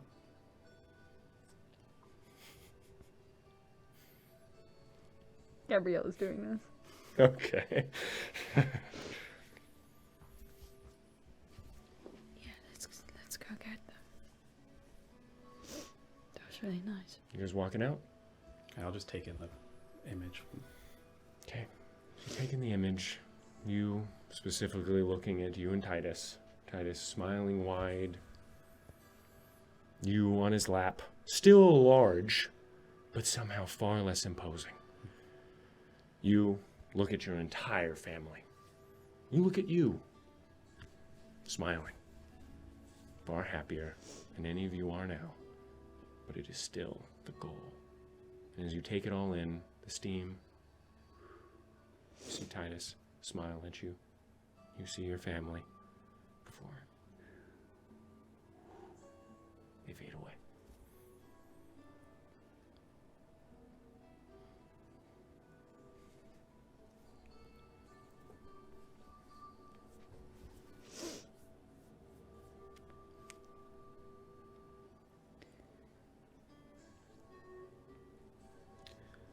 With all this unlife around,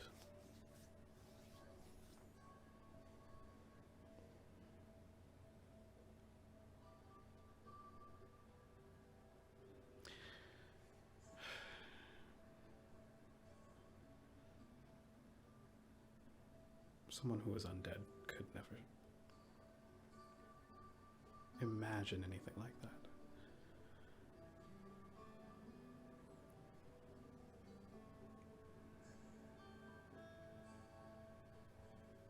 And I'll walk out. Okay. You walking out as well? Yeah. And that's where we're going to take a bit of a break. About a 10 to 15 minute break. And then we'll be back as they push further into the City of Kruul.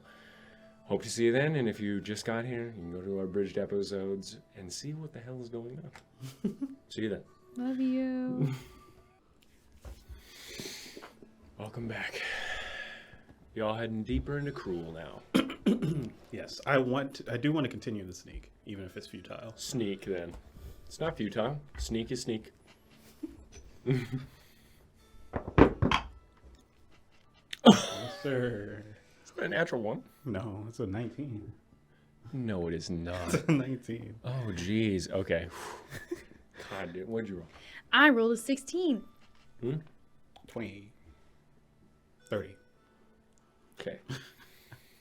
Silently, like the wind that no longer exists, you hear the slight sound of water. A slight trickle, maybe, with a loud crashing further off in the distance that echoes through the winding, narrow, and wide streets of the city. But you also begin to feel incredibly cold. Not just feeling a slight chill, but you feel the air lacking warmth, to the point of your breath becoming visible in front of your faces. Hanging above your heads are strings of candles that hang from the lanterns in the jettied buildings. They appear celebratory in nature, but never lit. It doesn't take long before you see, out from the narrow street you now walk, a large and wide path of brick parallel to a very wide river that cuts through the city. You look down either side as you emerge from the somewhat cramped path you had been traveling and see many more buildings, shops, homes, and other former businesses looking out toward the river. On the other side of the river, which is about 300 feet wide, you see a much more open and less condensed corridor. And above it, you see the crag, like a spine of Varntuk laid upon its side, loom above the city, and the statue of desecrated Hecate spilling water down into the district below. Because of the modest slope, you see more of the city beyond here, your eye line less impeded due to the river and the smaller buildings on the other side, allowing you to see what lays ahead, partially at least. You see many clefts and outcroppings of stone in the quarter ahead. Buildings built upon their craggy forms beneath them and dug into the sides of the slope itself. The quarter appears less exuberant in colors, more spread out and filled with shorter buildings and more greenery. The bridge you see down a few dozen feet from you arches once to a large pillar in the center of the river, then arches again to the other side. However, your eyes then drift downward toward the water, nearly frozen solid. The top entirely ice, and though the flow underneath it seems somewhat unimpeded, you see bits of foreign things floating underneath, and smears of black sludge, hunks of it dragging across the underside of it. The sound of the Hikishan waterfalls fills the air, though, a constant white noise of water slapping against the ground. The chill is also made all the worse by the mist that now begins to permeate your clothes like rain from the fall. As you walk along the edge of the river, you also see boats long crashed against the sides of the canal, now frozen in place. Flesh dolls sat within them as well. Call them that. The boats, despite the dead that now pilot them, are beautifully made. A golden cedar that reflects the sun and is bound by silver that shimmers as well.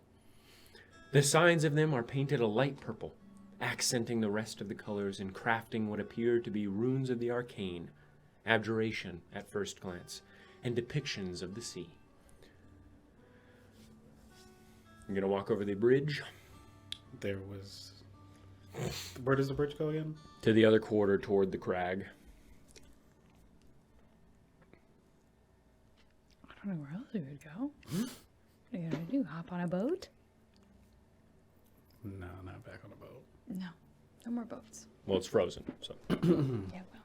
They're not moving, but... Mhm. And there's no one on the boats, but, like, The dead. yeah. Mhm. Yeah, well, I'll walk over the bridge.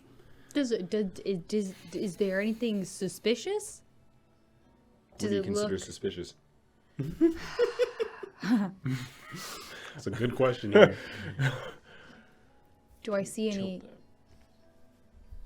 There you go, yeah. Do I see any runes? Runes? Do I see any weird, I don't know, miasma things? Anything funky and magical going on? The boats? Make a perception check. Okay. Guidance? Appreciate that. Balls.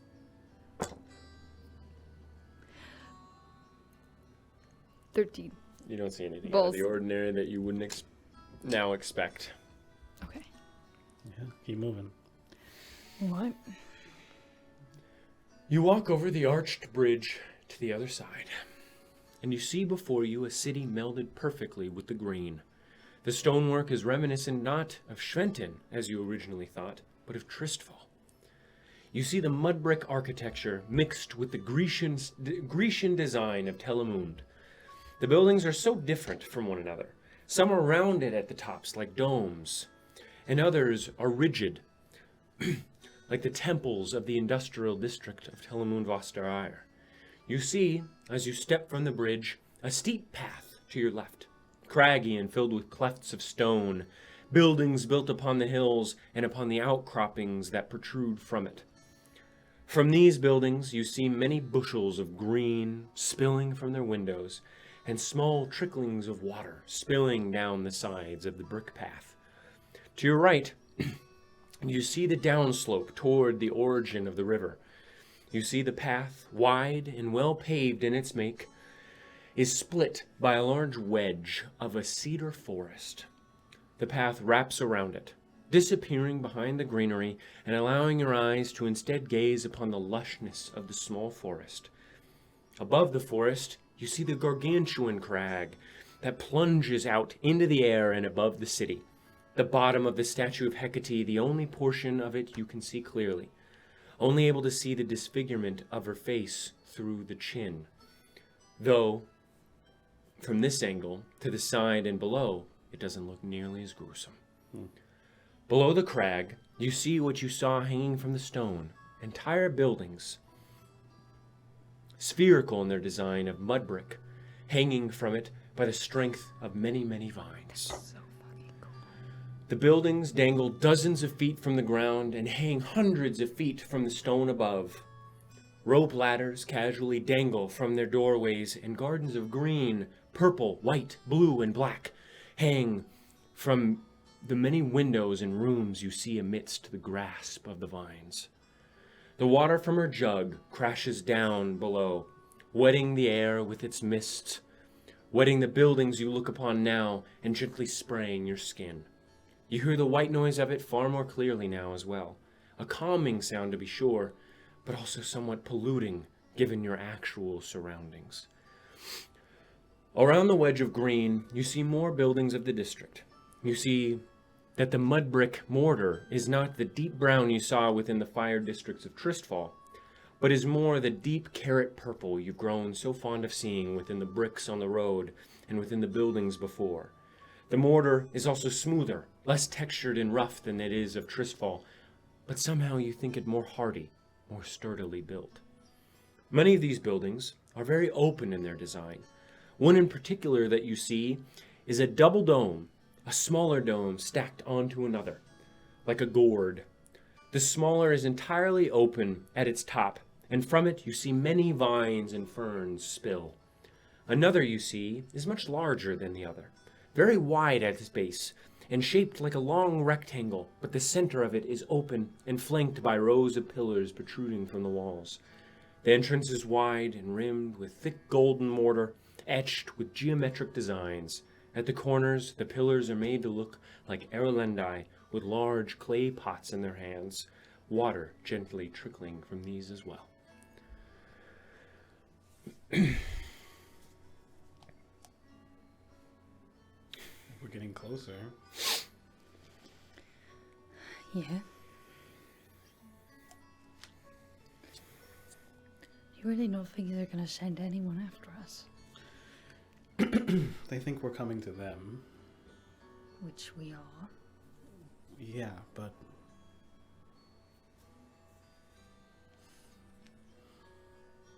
Yeah. We are.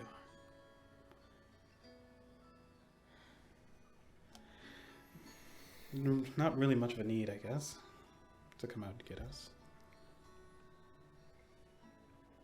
Sure.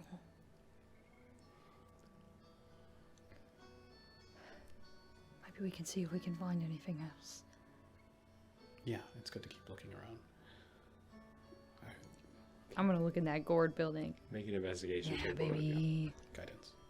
Thank you. Natural 20. Jesus, dude.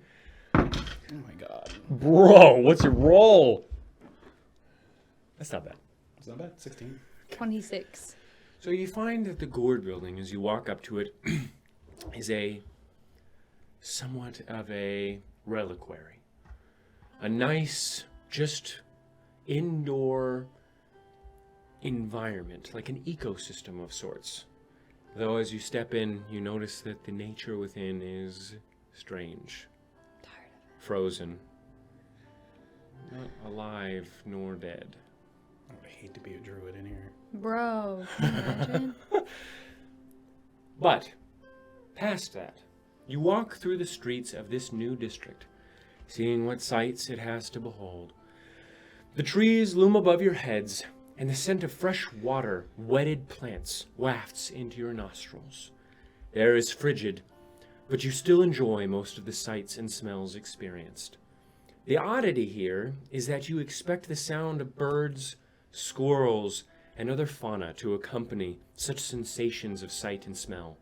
But again, you find yourself woefully disappointed amidst the deafening silence of life, despite such faux representations of its existence.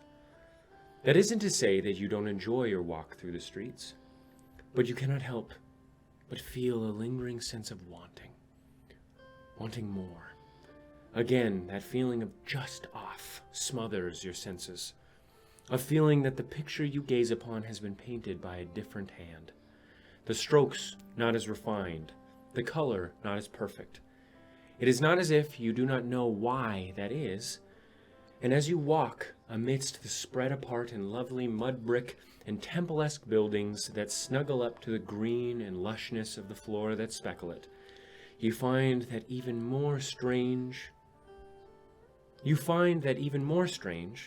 that you are entirely aware of why it feels this way, and you find it as such, and yet you still find yourself wanting, regardless.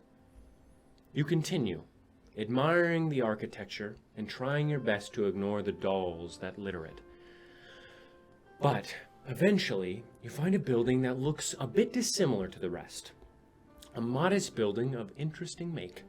Iron. Pure iron. It is made... pure iron it looks to be made of. Smelted and deep gray in the form of a hall. The front entrance you stand before is tall and skinny, coming to a point at its top, filled by a door of cedar wood bound by the same iron of the building's make. That's gotta be a jailhouse or something, right? An iron building. Can magic work on iron? I think it's lead. Oh. That magic doesn't work with. I think it works with iron. Okay, well, we should check it out anyway. Yeah. Walking inside, you find yourself within a hall that only billows out slightly from its narrow entrance. The ceiling is quite tall, however, and toward the back, you see Hecate once more, this time not desecrated by the powers of Gamarian, and shown in her full glory. Thick and curly hair flowing behind incredibly tall ears and framing a wonderfully joyful face. She once again holds a ceramic jug, though she holds it over another statue, a statue of a dwarven man. His form is wide, thick of muscle, with a barrel chest, and his skin sheens with beads of sweat, meticulously carved into the iron he is made from. He looks down at a bed of coals within a bowl of stone he holds within both hands. His face is creased throughout with many smile lines, though his eyes are set and stern above a single, long, braided beard hanging to his bare chest, and large, burning and shimmering garnets as his eyes. His face is shrouded by his beard, but his brow ridge looks rather soft, as do his eyebrows below a nearly bald head. His head is just covered with sparse hair slicked back into a messy ponytail that hangs just past his shoulders. The room is hot, filled with the warmth of the coal that still burns within the bowl. Red hot and sparking within the confines of the shallow stone. At the far back, on either side of the statue of Hecate, you see doors leading to other portions of the building, and you see benches that line this main room, all facing the direction of the statues and leaning against the walls. Looks like they didn't touch this one. Which is odd. You said what was leaning against the walls? Benches. Benches. Is it like a sauna?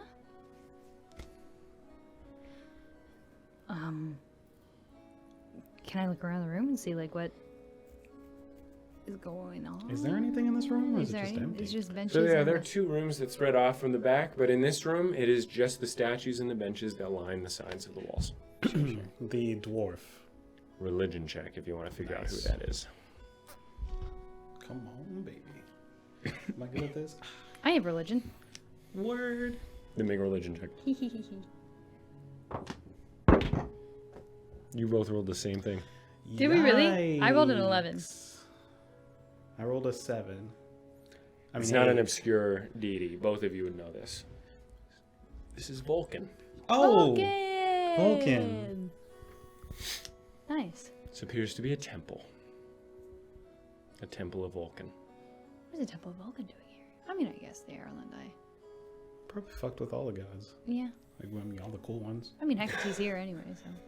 Yeah. Hecate is standing, like, over Vulcan. Yeah, with a ceramic jug, and he is holding the bowl of coals. This is an interesting temple. You look into the other rooms. Smithies. Hmm. Look to have been smithies. My dad liked Vulcan a lot. Your dad. Yeah. Interesting. Why? Didn't you say they were? Sorry, I'm trying to remember. This is a Vivian or a Gabrielle thing. Did you say they were travelers? Yeah. Cool. Can travelers not like Vulcan? Well, I was just, he's normally he's got a form of the forge, right? Of the forge, yes. Or he's just got a forge. Someone who travels around doesn't necessarily have Oh, a smithy at their yeah. disposal. Have a forge. It's not like we worshipped him. It's just, Oh, you just liked him. Yeah. Oh, okay, sure. Sorry, I misinterpreted that. Okay. You doing anything else in here?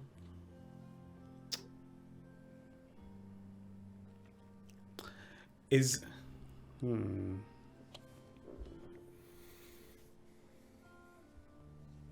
Why didn't they touch this one?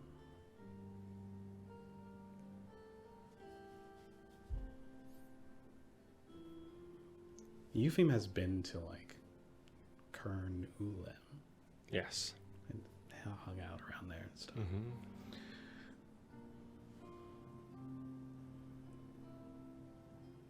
I want to see if I can commune with him, with Vulcan, here. Okay. Yeah. Make a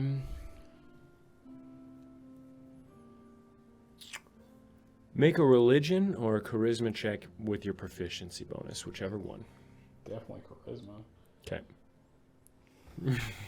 I love how many gods you've spoken with. Yeah, Lolth being the most prominent of them. Fuck you, lol. Is that a 2? It's a 7. Damn. Plus 4 plus 8 is a fucking 15. Plus 4. Okay, yeah. I thought you were talking about adding 12, and I was like, what the fuck? 15? Yeah. Okay. So you sit at one of the benches. Close your eyes. And you hear.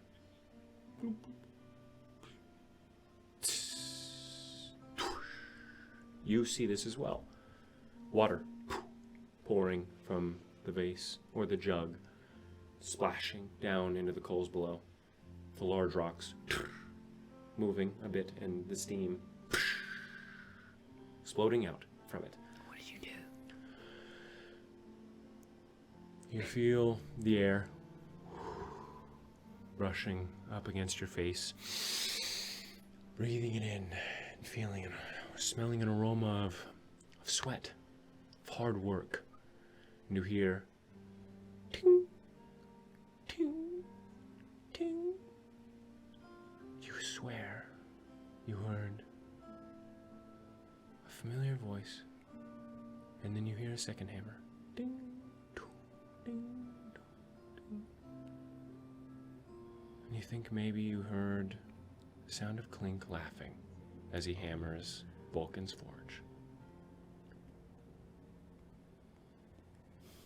What is with you today? What is with you today? Why are you doing this? Clink.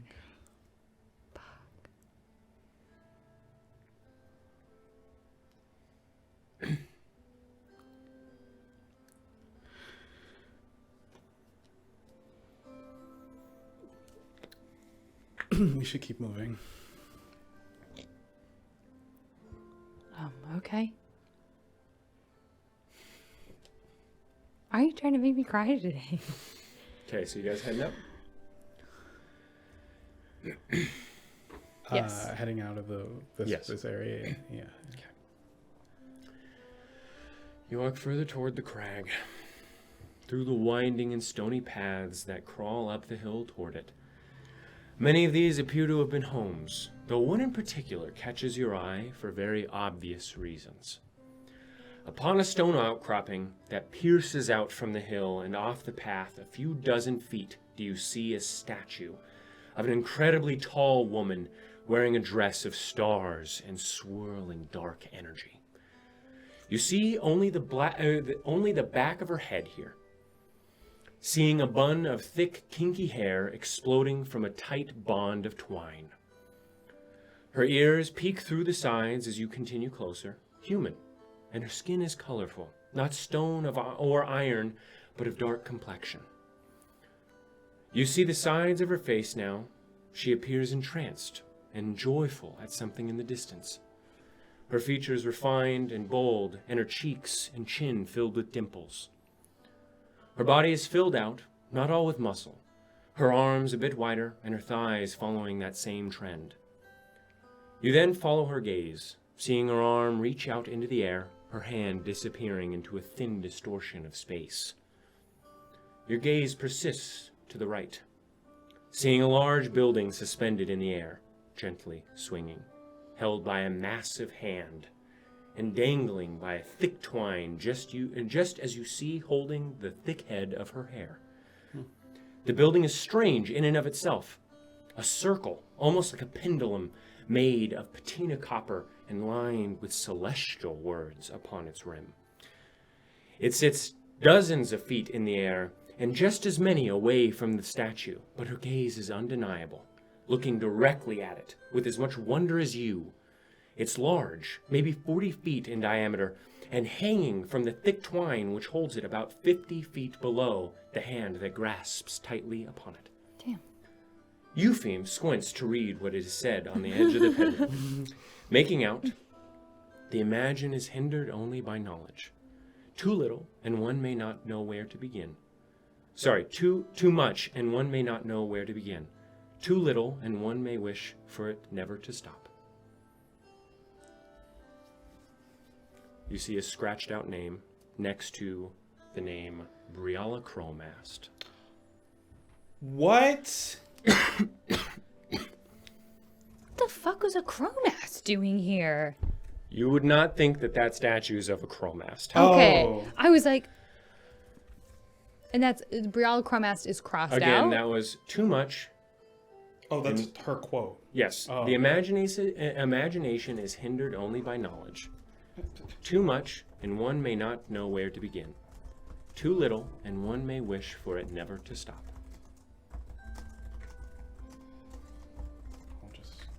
You gotta do it. You look then at the base of the statue, seeing a group of amethyst stones sat in a pile above a placard that reads in Celestial. Simply imagine. Imagine a place you wish more than anything to be, a place full of peace and happiness. Then the door will open. If you want to make a religion check, Yeah. this is going to be a bit harder. Thank you. I wish I could give you guidance. If one of you wants to give the other advantage, you can. Or you can roll individually. It is up to you. How was roll? Okay. Rolled a natty. Is your religion better than mine? She rolled like a nat. I have Linda. +6. I rolled a 5. Ooh. Your religion's better Rip. than mine, but I want to roll this on my own. I'm selfish right now. God damn it. Damn, bro. Damn, bro. What the what? fuck is going on? It's all of it. You can just move the mic to the other side next time. No, What? it's a 3. Damn. Plus I religion, rolled- 6. Hold on. I can do math. A 13. 13? Yeah. Okay. Make an intelligence check, you, if you would like. Ooh, you're good at that. 5. Okay. You have no idea who this is. You know who that is? No clue. Okay. That's great. It appears to She's be a pretty god of amazing, some though. sort. Yeah, definitely a god. So that hand is just floating? So you see her hand Yeah. disappear into the distortion. And Yeah. you see a hand exactly like hers, large and holding the pendulum in a floating area.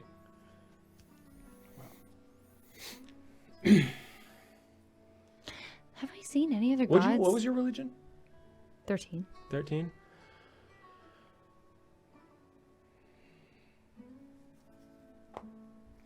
This is Nepet, the goddess of imagination. Is this the only other human deity I've ever seen depicted? But I've heard about her before.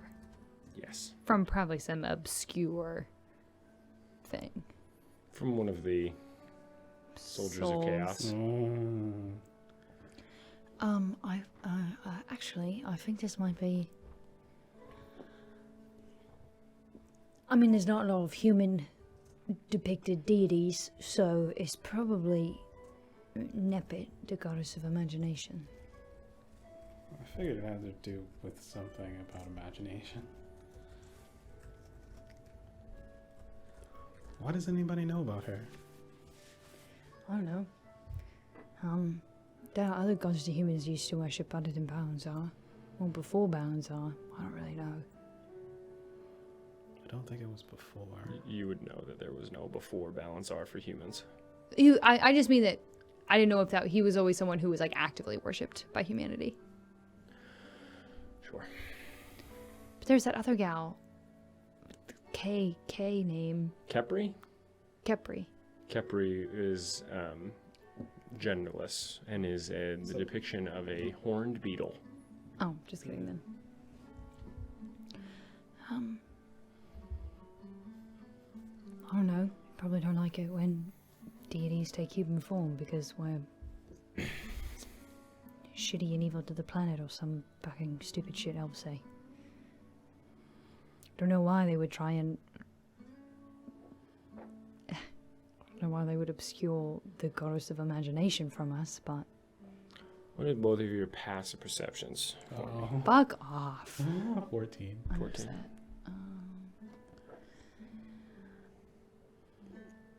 Oh, 11. Okay. Balls. Go on. If only fucking Hector was here. Or That Iklid. man is... Iklid had crazy passive perception. Does he really? It has like 18 or 19, yeah. Do you want to go over and, I don't know, see if we can get into that hanging metal sphere? How high is the metal sphere? It hangs about 30 feet in the air from the ground. Did you read that celestial passage out loud? I would have, yeah. Which sounds like a riddle.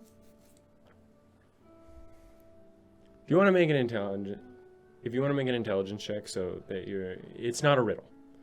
What? It says imagine then the door will open. You just picture whatever you wish and the door will open. In your head. Very literal. It is very literal. To imagination? Yes. You just think of something and the door will open. Any See, place you wish to be. anytime you say the word and the door will open, I'm like, okay, this baby's a riddle. No. This is not. They wouldn't have a riddle to get into the temple.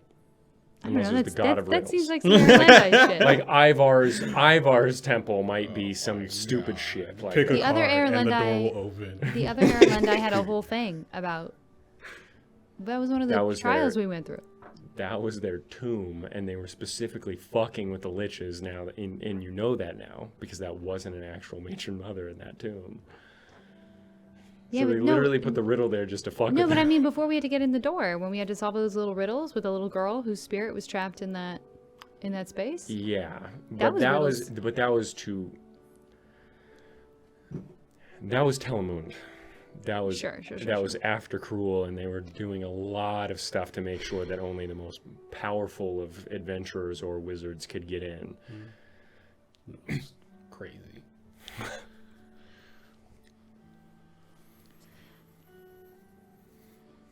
Well, I guess it's not a riddle then. Well, imagine something. I'm gonna imagine. I'm gonna imagine most of the memorable people, or the people I like the most, in what do we call them? It's not Humanity's Call because that's a separate thing. It's not the Balancer Boys because that's my nickname for them. What the fuck? So the brother? That's what we're calling ourselves? Yeah, Titus just took it and decided Yeah, but to we didn't change come it. up with a cooler name. He didn't take He didn't care. Humanity's Call. He kept the Southern Brotherhood. He didn't care. God damn it. That's just the sect. The Humanities Call is Yannick and Pontilla's sect of Lame. the war, or the armies. I'm going to imagine the people from this movement that I have loved or grown the most fond of, standing on the ashes of the wastes, standing on the ashes of Kruul, victorious, with Titus's eyes the way they used to be. Okay. So the amethyst begins to shake, and the doorway leading in, and you see it. But you do hear, "What is this?"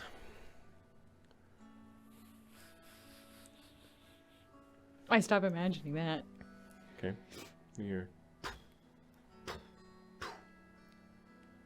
"I smelled soup. God Did damn you it! make me some?" Did we actually Wait, attract where a did lich with the door soup? Open? In front of the statue. To where though? Like, what did we see on the other side?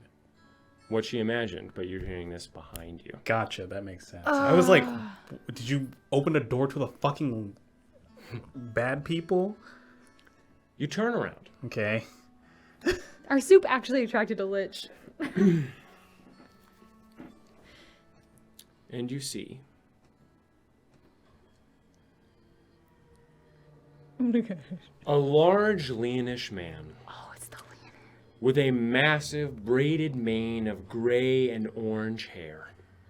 However, a large swath of the left side of his head appears to have been removed and replaced with a large adamantine plate. The sigil of the 10 carved into it, each of the 10 strikes glowing a pale blue. His face is long and filled to the brim with deep scars, a soft pink amidst the gray and orange fur of his face. His nose in particular is nearly gone, carved away by the many battles he has no doubt seen. From both of his eyebrows, large chunks of jewelry hang, gold and mithril by the looks of them, and embedded with red diamonds and rubies. His eyes glow a faint black and green behind irises of incredibly piercing silver, with a faint trickle of smoke billowing from his eyelids. His right ear hangs a bit from scar tissue. The other stands perked with more jewelry hanging from it. However, this jewelry is made from bone by the looks of it, and embossed by more red diamonds, or what you now know as soul gems. So many. He wears thick studded leather, studded not with steel or iron, nor even mithril, however. No, studded and reinforced with adamantine. The leather also appears strange in and of itself, as if the skin were twitching upon him, and as if veins were still pumping blood into it. The armor is fringed at the edges with frost, cracking near the skirt that hangs down at the bottom as ice creeps up onto it. His arms are exposed, multiple bracelets and bands upon them, over brandings in his fur, more sigils of the 10, as well as runes of necromancy, soul transmutation, and abjuration. The bands are made of bone as well as mithril and gold, and they gleam over his gray and orange coat of fur. But behind him, apparently suspended in the air, you see an absolutely massive sword of bone, no less than 8 feet in length and 2 feet wide at the blade. The handle is made of hands, skeletal hands drenched in bloody ice that move independently upon its form. The pommel is an eye, hovering, with 10 spikes of bone circling around it as it combs the area with its strange sight. The blade itself tapers at the edges, forming an incredibly sharp blade gleaming with green metal, the edges reinforced with adamantine. At the center are markings within the bone, ancient words of a language none of you have ever seen nor heard about. However, this language is slightly impeded by the many runes of soul transmutation and necromancy that have been carved over them, as well as the sigil of the 10, sat in its center, surrounded by a circlet of silver that has been set within the bone. The end of the sword billows out slightly, like the head of a hammerhead shark, and is as sharp as a razor by the looks of it. As you look at the sword, as he moves slowly to the left, the sword follows, held aloft by what appear to be many souls shackled to the weapon, carrying it as if it were cargo. Stinky.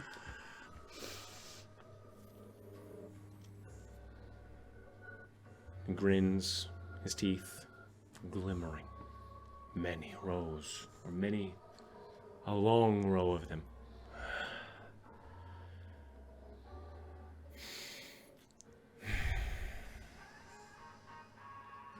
my city. In our city. I am Jarl Vasilios Barbaratos.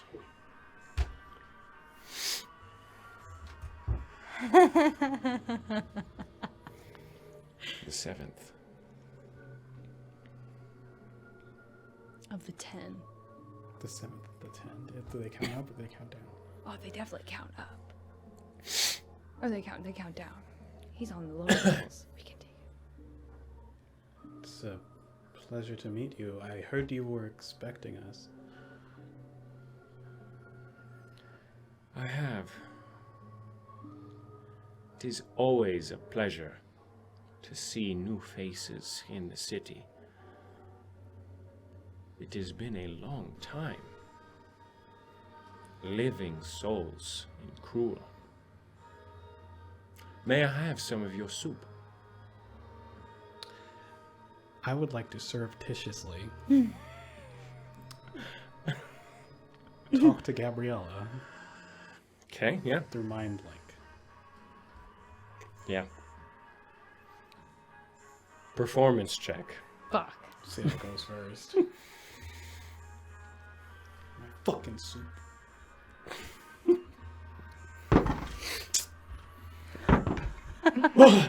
Brother. Terrible. 17. Do I use 17? Okay. Say what you want to say. Think of a way to Yahiro. Is what I'll say. And we'll say of course, it was made in your city, right?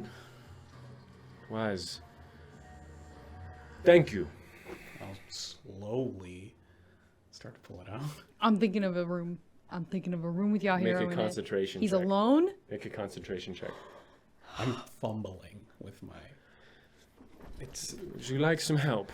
No, I No, have to I put it will right help here. you. I will help you. And he walks out. Natural 20. Sorry. I'm so sorry. I manifested that. I just want to say. He's about 8 feet tall. And he...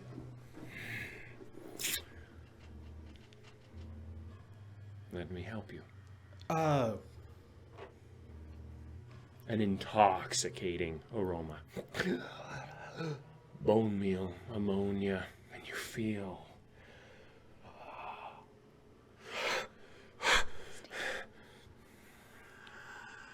The amethyst opens.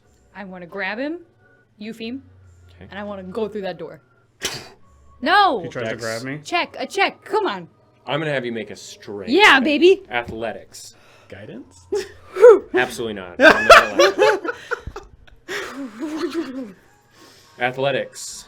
God damn it, this guy's big. Don't look Natural at me. one? Don't look at me like that. Cry. What the fuck? Is that a natural one? Yeah, it's a natural fucking one. Rolled a 19. Cunt! Go. Whatever your imagination could ever imagine is within that door. I close it. Aye. Sorry. Mm. I see you had imagined Yahiro. That is imagination. It is not a portal into another place. Trying But to keep him from peeking what we were honestly, Nepit would be proud, for that is very imaginative to have thought of that. Now, shall we? Shall we fight? Once I get your soup, He's gonna eat the soup and then fight us. please. It smelled lovely. It smelled to die for.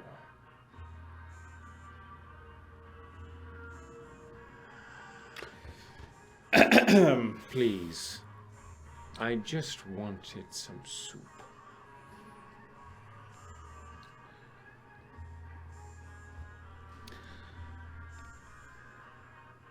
Are you going to give it to me? Or not?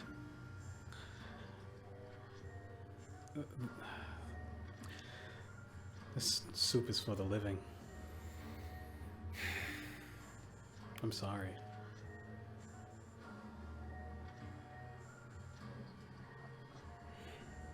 Yes. No need to apologize. Can I touch Gabriella? Too far away? I Unless was you want to just roll grabbing initiative. him. I was literally just Hold him grabbing away him. from you. Roll initiative for All me. right. Yeah. Fucking. It's I should have used inspiration. my fucking. I forgot I had fucking inspiration. Still wouldn't have gotten us anywhere. Unfortunately, it was a I good plan, just though. rolled another natural one. Hey. I'm gonna cry. Oh my god, you've been waiting to play this song for so long. 20 for him. No. Oh, I get advantage. 17. I get advantage on initiative rolls. 9. Beat 20. Oh. That's Okay. not 1 though. Yeah. I can't. I have -1 to initiative. I can't. So get as a you're 20. sitting there, he shows his teeth once more and It's fucking badass. pulls the sword down and is going to immediately attack you. Why you? I didn't give him the soup. Yeah. He respects it though. That is a 23 to hit. Fuck off. Fuck off. Is that it? Yes. Okay. I'm gonna use in the environment. Okay. He is going to use. No, I should have said that before.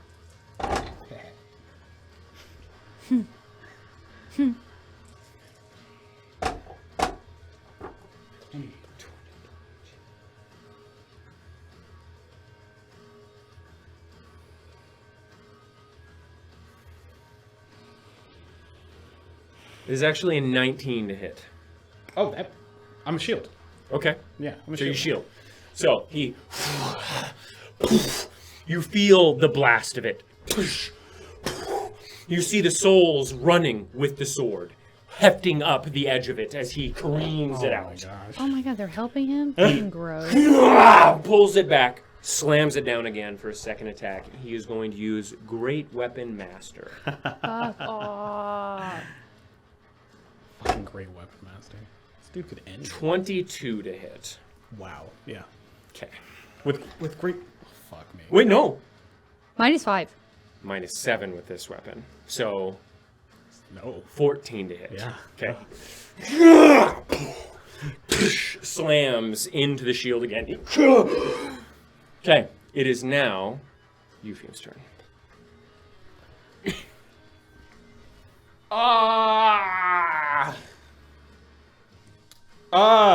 Okay, I'm done. Are You we got it. fighting?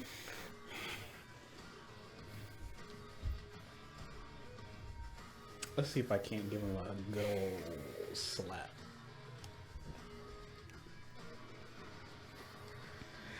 My heart's beating. I know. You're probably not gonna have any combat this session. Is it literally because we made soup? Whatever. Okay.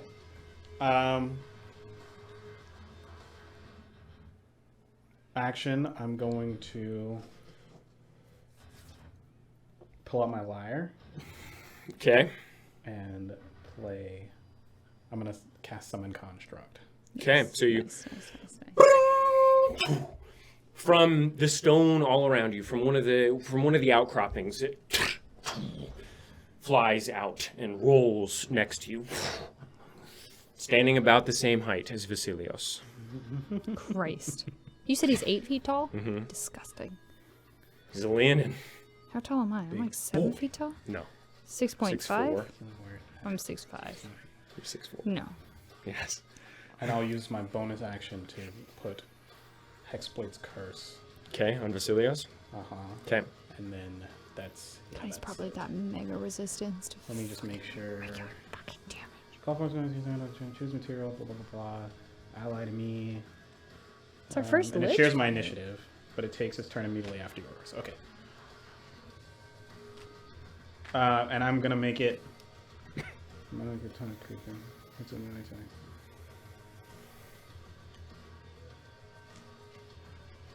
I'm going to make it. It's our first lich fight. It's scary. Yeah, that's We fine. haven't fought Take your any time. serious, but we haven't fought any serious spellcasters other than in the wastes. This isn't even a spellcaster. I know. He's a lich though, so I don't know what he is because you fucking changed shit. Why has he got adamantine? Random creature. It's not fair. We're gonna do heated body, metal. Or no, I'm sorry, metal construct. Okay, yeah. We'll do metal construct. Your mind fills again with the sound of ding, ding, ding. Here you are. The stone construct. But it takes an interesting shape. Pauldrons, long, one arm different than the other. You see a golem of clink, it looks like, next to you. Oh my goodness! He can't die. He can't die a second time, Lamech. My boy. He's gonna slam. Slam Vasily. Slam attack. him! Okay, yeah, make an attack roll.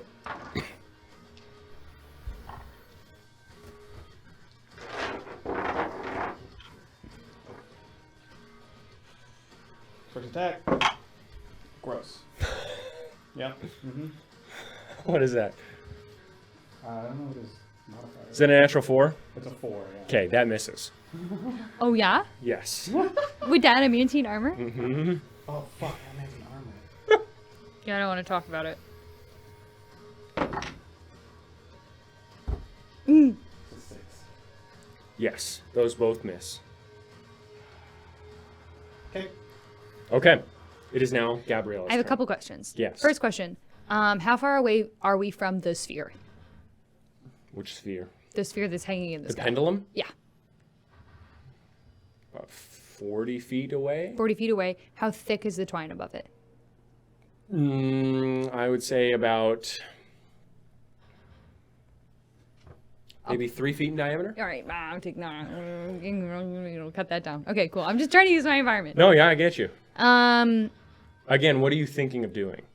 well, I was thinking if we could bait him over there and I could try and throw one of my javelins That and or is hatchets. not a javelin, but you could throw your axe, and I would allow you if you made a high Yeah, enough but we're strength. on top of the... It would fly away if I failed, though. But it would be really cool. It's up to you. Okay. Okay, other question. That is a big-ass sword. Yes.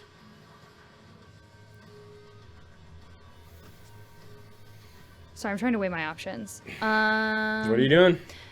I want to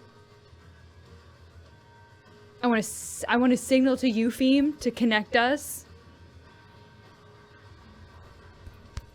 And then if that is that an action for me to do that? No. Okay, cool. I would like to rage. Okay. I would like to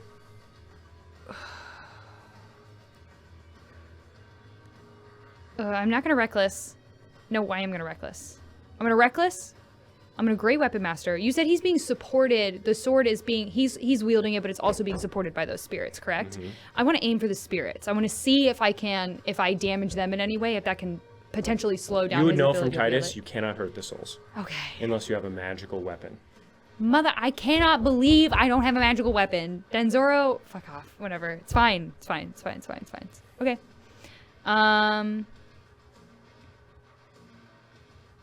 What are you doing? I'll fucking attack him. Okay, so you run to attack him. Yep. I get advantage. What are the good dice? +8. Man, he's got so much shit. I can feel it. 18. Miss. Wait, plus. He- Hold on. oh. Hold on. Hold on. Let me see what my rage bonus is. It doesn't add anything to. Oh, just the attack roll. damage. Yeah. Balls. So he. Asshole. Okay, second attack. Okay.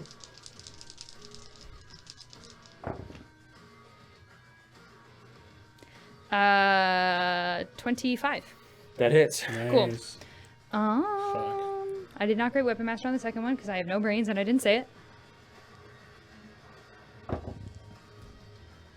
+4, +3. That's 12 points of slashing damage. Okay. And he now... Halved. What? Halved. Asshole. He has disadvantage if he attacks anyone other than me. And if he does attack anyone other than me, then that person has resistance to whatever damage type he uses. Okay. Sounds good. Wow.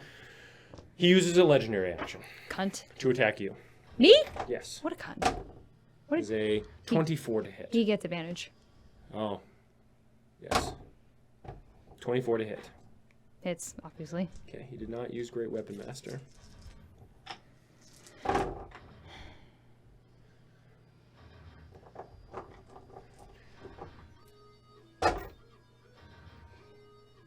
You take 23 points of damage. Ouch. You are also knocked prone from just being hit. Are you fucking joking? No, I am not. For his turn, How many points? You said That was his legendary 26? damage. 26 points of damage? 23. 23 points of damage. I'm not signed in. Okay. For his turn, you see him as souls He's a fucking barb. Barblage. Barblage. baby. above you, Fuck. a hailstorm. What is this? As a tunnel of souls and icy winds. A blast wave out from it. I need you all to make strength saving throws. Not bad. My... 17. Fail. Oh my god, then I definitely fail. Hold on. Okay, so you Hold on, both hold on. fail. I have plus... That's a 16. Fuck. You both take 3d6 points of damage. D&D Beyond is not letting me sign in, so I can't track my fucking damage. 8 points of damage to both of you. Eupheme, you're also knocked prone. 20, 31 points of damage. Oh my god. Oh my god. Sorry. D&D Beyond is being a little pisser Okay. right now. Going to attack Eupheme, actually. Well, I'm prone. And you're prone. This might fucking kill me, actually. Are you serious? How much HP do you have? Not a lot. That Alright. is 25 to hit. Hits. Okay. I hate this. 10, Bro. 15.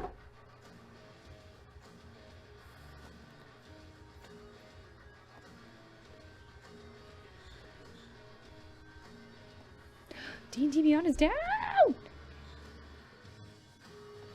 I'm gonna cry. I'm gonna cry. I'm gonna cry. I'm gonna cry.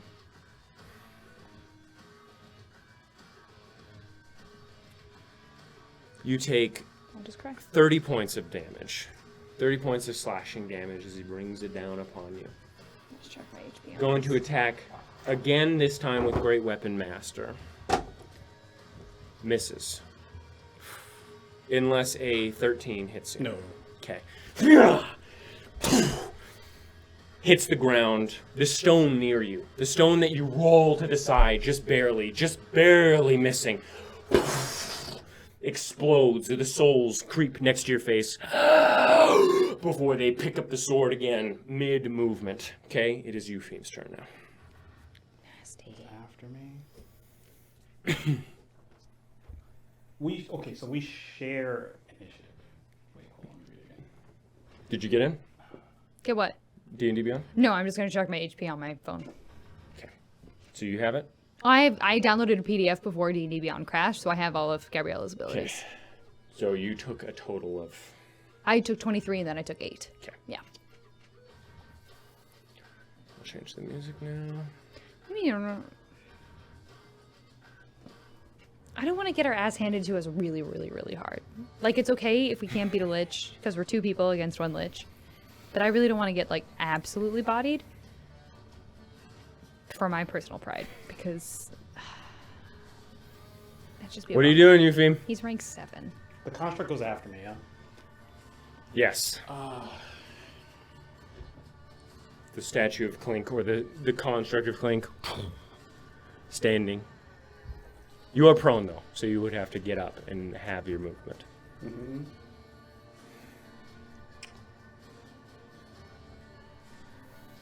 I'm casting Dimension Door. Okay. Counterspell. Saw that coming. Dirty. No. He's just like, no. Wait, he's within 5 feet of me. Mm-hmm. And he cast a spell. Yes, he did. I get an attack. Yes, Mage Slayer. Yeah. Sorry, let me pull it up. Okay, melee weapon attack against that creature. Does Reckless count for reaction since I did Reckless last turn? No. Okay. Counts for 1 turn. Okay. 19? That hits. Yes.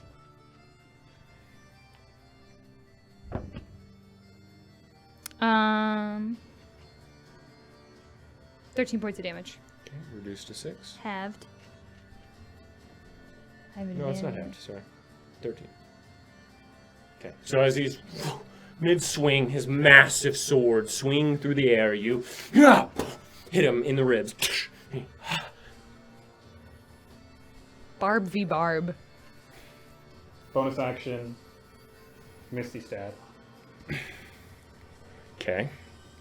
His reaction is gone, so where are you Misty stepping to? Or, no, I can just get up and walk. Okay, so you get up from being prone. So I Half your movement speed. 15 feet left. Yeah. It's still kind of close. Yeah, no, I'll just get up and back up. Okay, so you scoot back. Don't want to use Misty Step anyway.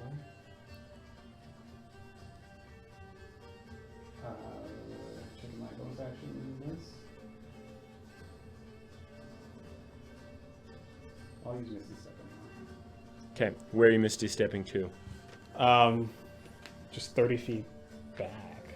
I don't know exactly. 30 feet back? I still want to keep my eyes Up on the him. hill, past the statue of Nepet. Is he facing that way? Mm-hmm.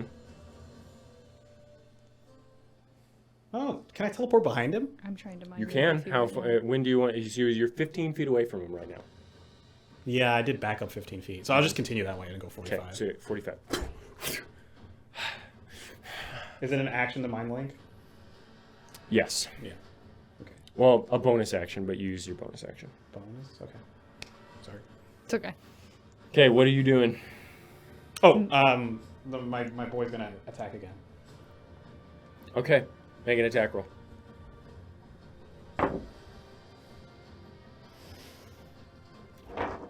First attack.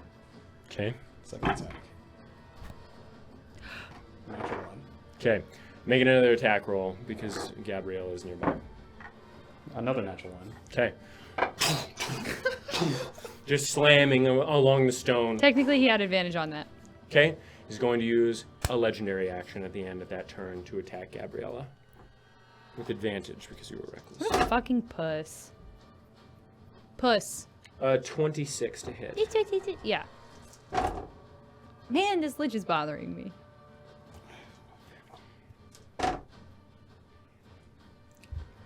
You take 21 points of damage and you Ow. are knocked prone as he I'm already prone.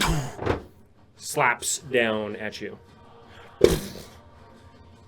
Grazes along the stone before it stops just barely, hitting you in the ribs. It is now your turn. I am under 100 HP and it does not feel good. I am going to stand up. Okay? You've been taking half damage, right? It's a magical Magical. weapon. I know. Yeah, I love having a non-magical weapon. Very fun. What am I gonna do?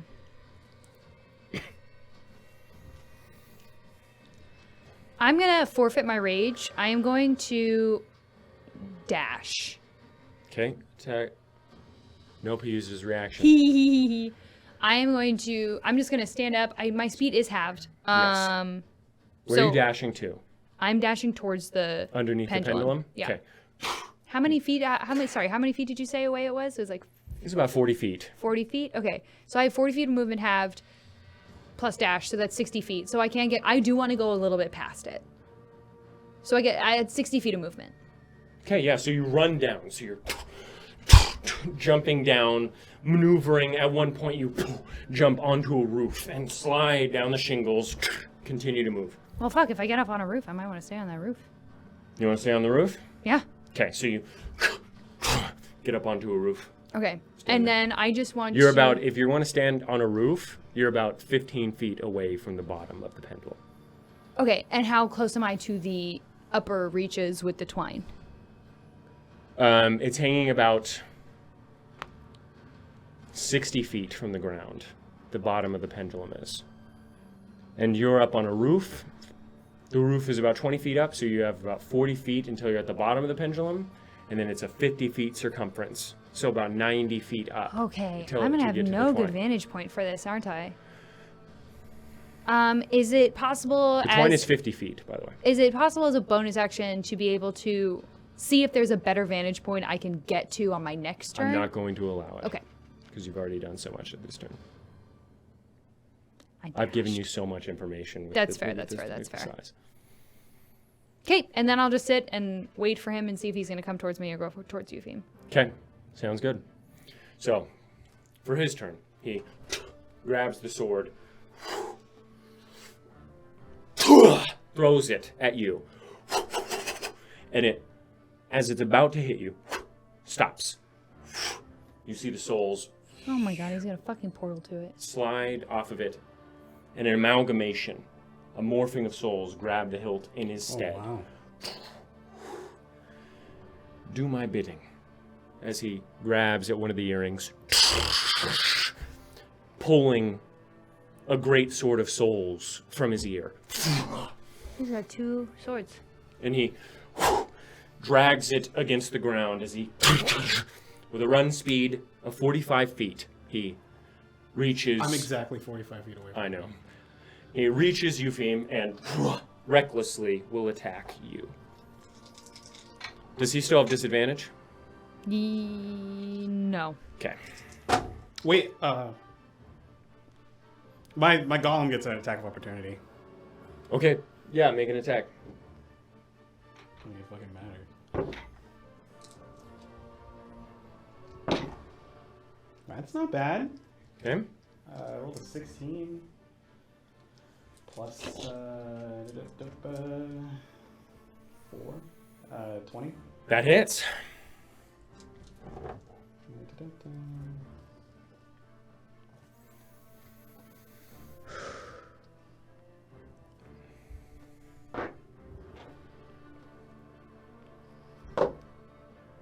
God damn D&D Beyond. 7, 11 points of damage. Points. Wow, that's pretty good. So, as he's running away, continues forward and is going to attack you. That's 26 to hit. Hits. Okay.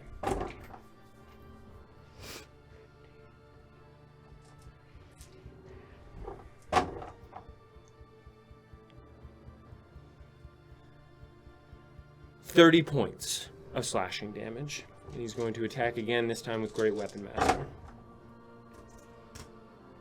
That is a...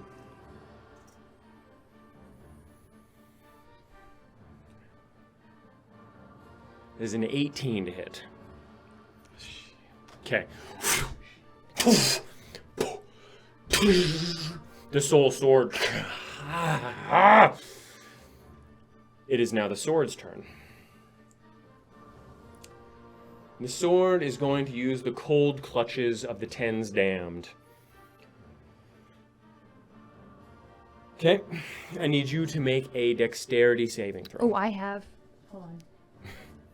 I have advantage on dexterity saving throws against effects you can see while not blinded, deafened, or incapacitated. I've been telling myself to not forget that for like Yeah, get it. 4 combats now.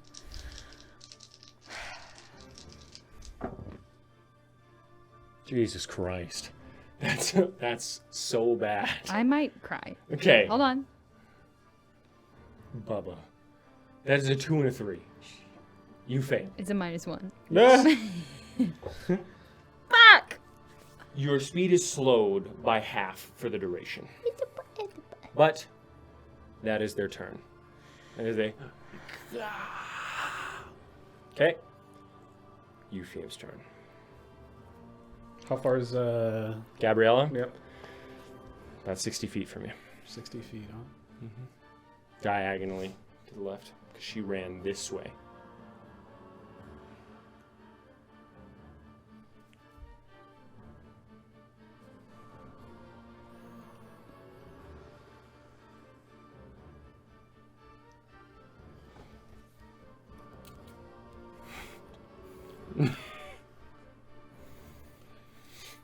Okay.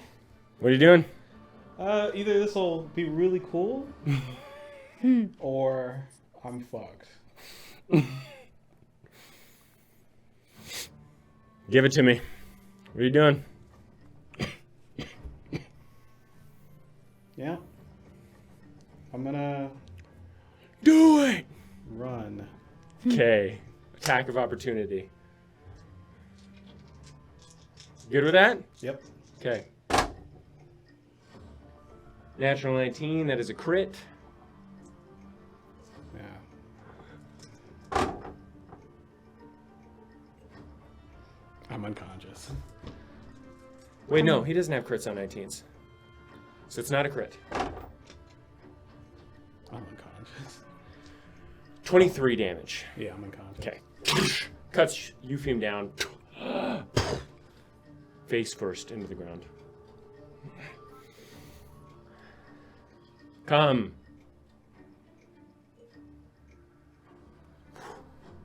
Raises his weapon. The construct does not remain, correct? It does. It does? Okay, well then make a turn for the construct. It just goes wild, I think. Or something. Well, the first thing that it sees is Vasilios. I'm going to say, because of your interaction with Vulcan and Clink, you still have control over it. Okay. Okay. Yeah. So. First attack. Damn. Damn. Why are we rolling like piss? Piss and Damn. shit. They're all like this. I can't. It was a 13. Natural 20. Damn. The stank is all messed up, right? Yeah, I know, man. As a legendary action, I'm tired of him. I'm tired of him. he's not going to do anything. It is your turn. Okay. I would like to.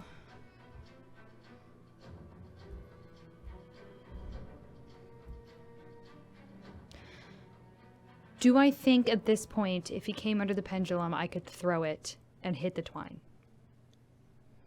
I am looking at it. Do I think I can physically It depends do on it? your strength check, Dina. It depends on my strength check. You could theoretically do it. If I was raging and I reckless attacked, would I get the advantage on that throw? Yes. And he's walking towards me? No. He used all of his movement to get to Yuffie. Is there a...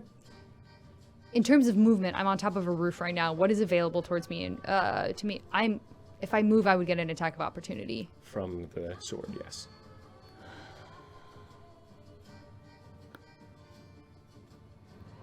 Well, And your speed is halved. yes. I am going to... You feel cold hands slithering on your ankles. Is there a space within 20 feet where I think I could have even a slightly better vantage point? Within 20 feet? No. Within 20 feet, no? Okay. Then I am going to rage. Okay. I'm gonna reckless. Okay. And I am going to hold my action to hit that Twine? when he gets under the pendulum. Okay. Sounds good. It is now his turn. And he's going to grab Eupheme's back. Throw him on his shoulder. Strap him onto it. Well, now I can't fucking mush him. and then jump down the hill, sliding and stopping with the great sword. He's about 10 feet away from the bottom of the pendulum. He has Eupheme on his back, though. Yes, he does. Avery's like, you can be more creative in combat. But I'm gonna fuck you up if you do it. Fuck! There's no guarantee that you hit Eupheme as well. It's a big pendulum thing. You don't know if you hit Eupheme as well. But he'll die if I hit him. Maybe. But he's unconscious, so he will die if I hit him. He'll lose 10 death saves.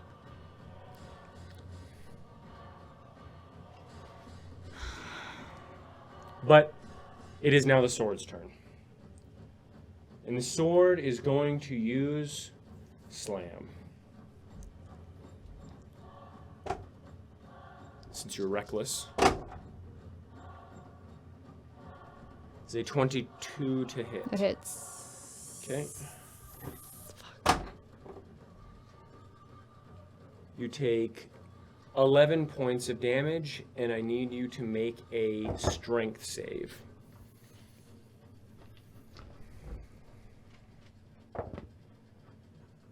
You succeed.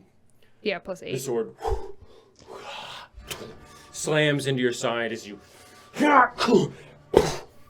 hit your forearm with it, blocking the blow. You hold your ground, but it does quite a bit of damage. It is 11 points. It is now your turn. Eupheme's turn. Okay. The golem. And the golem, yeah. I don't know. It can't. I don't think it can travel 40 feet.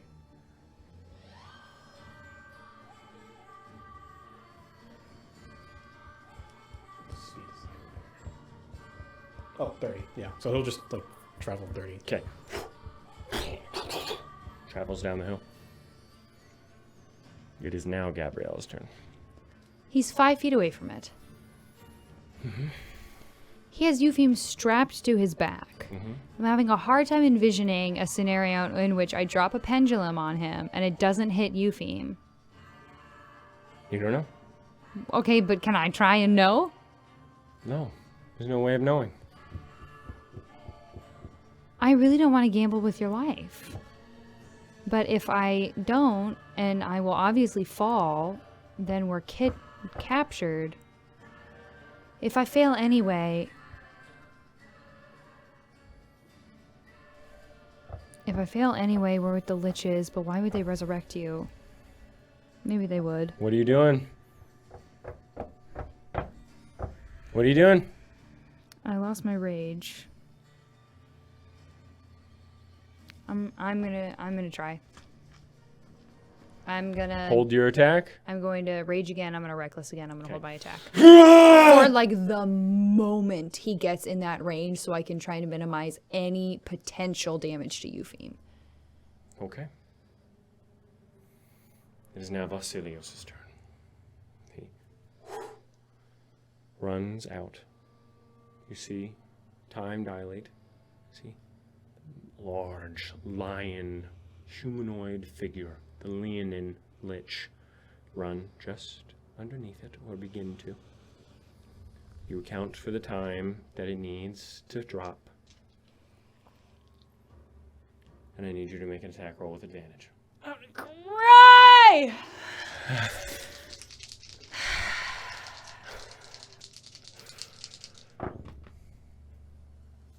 I'm gonna use inspiration. Okay. Use inspiration. Do I get to reroll it with advantage? Yes, you do, actually.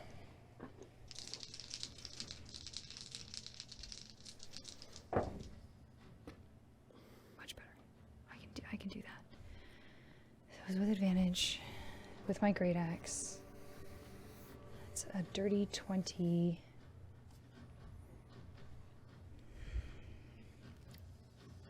I'm just making sure I'm not forgetting anything. It's a dirty 20.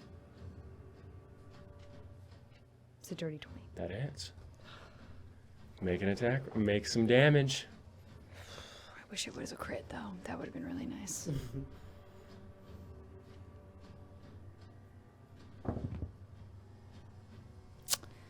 8 points of slashing damage. Okay.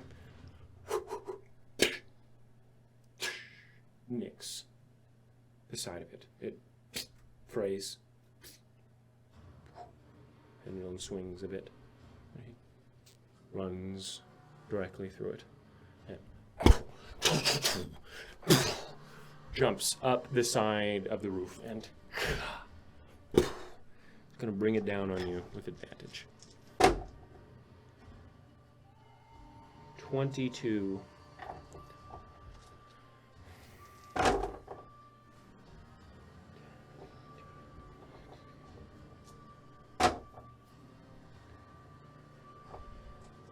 $26 points of damage.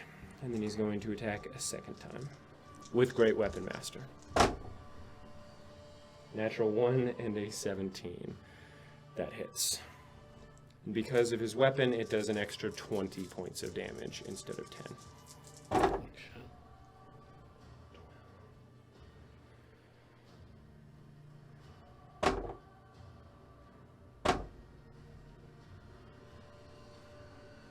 49 points I'm down. of slashing. Okay. See. Oh, I have Relentless Rage. So you go to 1. I have to make a DC 10 con save. Okay. Oh yeah, I make that. Okay. It into your shoulder. You stare into his eyes as he the roar bellowing over you. You grab onto it. Okay. It is now the sword's turn. My fucking AC is 14. He's going to look over to the sword.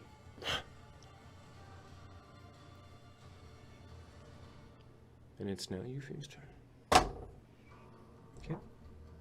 And now it's your turn. The golem. Oh, the golem, yeah. How far am I? Or how far is he? It's about 45 feet away, and then, 55 feet away, and then 20 feet up. He's just... Okay. Running over.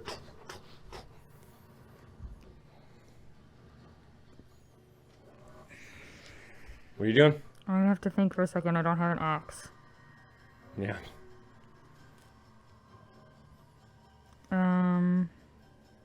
He has a soul sword.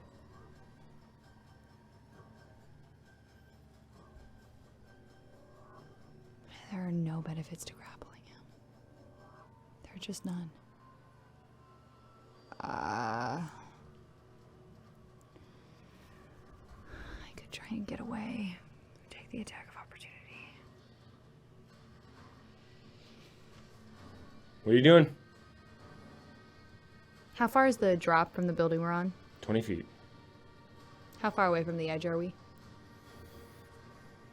About 30 feet away. Okay, well, I can't do that. And I still have my speed halved. Well, it's a pretty narrow building, so it depends on which side you're going. Directly behind you is only about 10 feet away. To the right side of you is about 30. Sorry, I don't want to take a long time. There's just like literally like nothing I can do right now that will do anything. So I'm just trying to... What? There's something. I have the scrolls. Yeah. I can use the scroll. It won't let me access D&D Beyond is down, so I can't see it. I'm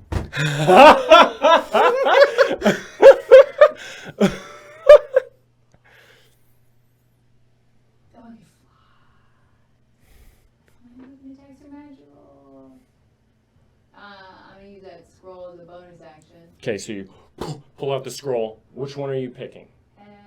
I have the other one. Good tea. Okay, so you're using Hecate. Oh, of the two. Yeah. So you're using Hecate? Mm-hmm. Okay, what does that give you? I am Resistant to necro? Resistant to necromancy, immune to the paralyzed condition. I have a flying speed of 40 feet. Plus 2 AC. And a plus 2 AC. Okay, so you pull it out, smear your hand against it, you water sprays out from your back, He. Fly. Okay, attack of opportunity with advantage. 26 to hit. What else was I supposed to do? It's a good try. There was nothing else I could do. Yeah. I have 1 hit point. I don't know why you're rolling damage. Okay. Yeah. So, as you fly away, he grabs your ankle, slams you into the roof. You go unconscious. That was embarrassing. Wasn't embarrassing. That whole was a combat. witch. It was not embarrassing. We didn't do a damn thing. You absolutely did. You impressed the shit out of him. You landed blows on him. It's the first time in a long time that Vasilios has felt any blows. I should have just wailed on him. Yeah, we probably both should have. Yeah, I let Avery poison my mind. He No, like- that was a good idea. Except I failed really, really The hard. rope had 15 HP. Yeah, except I failed really, really hard and lost my axe in the... It was a good try. It was a good I try. I was trying to get his attack of opportunity so I could dimension door. That didn't work either. So. It is what it is. You guys tried. Really didn't want to get captured. However, you do awake, both of you. Oh, no, we're doing this now. Emotionally, I am angry. You awake to the feeling of cold stone beneath your left cheek, saliva pooling at the crevices of your mouth and creeping around your temples. Your first breath is strained, tense and shallow as you taste the mildew and iron on your tongue as the air reluctantly enters your throat. You feel your head pound and your heart beat, and the tenderness of your muscles make themselves abundantly clear. Each tendon, each fiber screaming out to your mind, begging you not to move them. But you ignore their pleas, pushing away from the stone and sitting upon your haunches, gripping your head, trying as hard as you can to alleviate the fuzziness that now clouds your vision. You see nothing but creamy white, and the shapes you see are familiar to you. Perhaps your own feet, but you can't quite tell. Your hearing comes to you, the sound of breathing similar to yours heard immediately. Then your vision returns as well. You look around, finding yourself within a cream-colored room with no seams, no doors, no windows, and lit by seemingly nothing at all. As if the ground were its own light source. In the corners, you see your companions, all looking around just as you are, with faces that no doubt mirror your expression. You see Icklid and Gabriella. Icklid. Hello. Glad you're okay, Euclid. Icklid is okay. Babs isn't doing well. What's wrong Really? with Babs? Pulls out a stringy creature. Maybe a pound.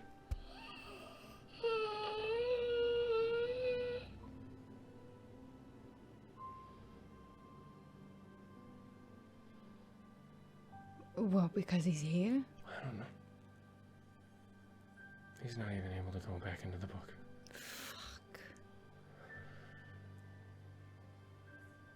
Fuck.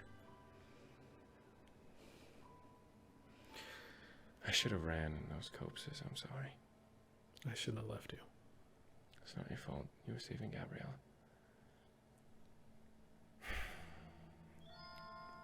They just dropped me here. I swear I woke up. I only woke up 2 hours ago. You both looked pretty beat up. So I left you. Yeah, we fought one of them and lost. One of who? The Liches. Wow. I haven't seen anyone. How did we get here? I don't know. I didn't see them bring you in.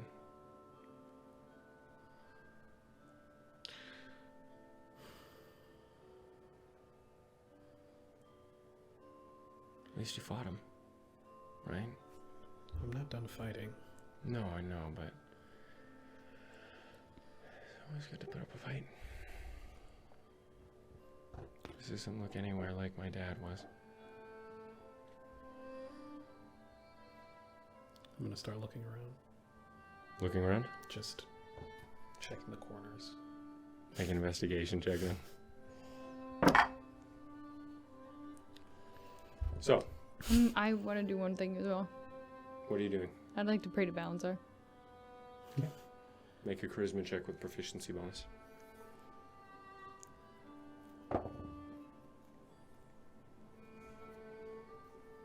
21. You hear nothing. I'm just, You feel the iron in your pocket. Always warm. Cold as ice. well, I'm gonna do it anyway. Please tell Titus I'm in trouble. Please tell Titus I'm in trouble. Please tell Titus. Okay. You spend an entire day within this box. No food, no water given. Your thoughts spin around in your head and you begin to hate your companions more and more with every breath they take. The only sound you hear other than the beating of your own heart and the rushing of your own blood within your deprived ears. You hear every molecule of spit flick out with every one of their breaths, and you swear you can hear the flesh of their lungs expand within their chests. Each shifting of fabric rings louder than any instrument you've heard, and each scratching of their skin sends tremors down your spine, as if you were being scratched and not their skin. Each strand of their hair falls like titanium upon the walls and drags like nails across their shoulders, and your mind slips with each passing second. Your eyes, bloodshot and dried, rotate like cotton balls in your eye sockets, eyeing your companions with distaste and displeasure, wishing nothing more than for them to be silent just for a minute. Then, just as you begin to snap, you see a door at the far end of the room. It was not there just a second prior, and you did not see any light, explosions, or arcane trickery before it appeared. 1 second it was not, and the other it was. You rub your eyes, feeling them stick to the inside of your lids, trying to discern if the door is real, or if you truly have lost your mind. But as you lean forward, you see nothing amiss, and you trust your sight. It is a door, an ornate and thickly cut wooden door with a silver knob. Within it are carvings of a pit, an empty pit, with nothing at its bottom and an endless top. Surrounding the pit are roots that dig into the base of it and traverse up the entire side of it, leading off the edge of the wood. Your eyes trace the door with little accuracy, and it begins to look just as fake as everything else. Maddening it is, a doorway appearing from nowhere. Not opening, not leading anywhere you can see. Your mind races, thinking now of where the door leads, what fate lies behind it. It opens, slowly. You heard nothing behind it. The first sound was the turning of the knob. You reach for your weapons, ready for anything. Gabriella, having your great axe on your back, and Eupheme still with all of his belongings. And as it swings outward, you see two figures standing outside of it, looking down at you, as if standing above within the cellar. Two Death Knights, with their frosted, steaming armor of soul and ice, crowns, spikes, and eyes of billowing smoke. They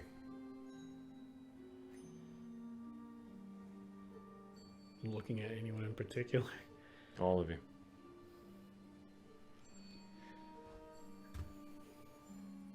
What's my One. one? Because you weren't fed, so you didn't get a long rest.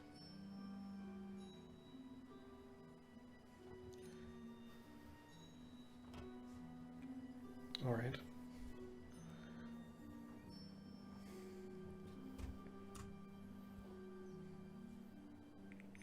I'll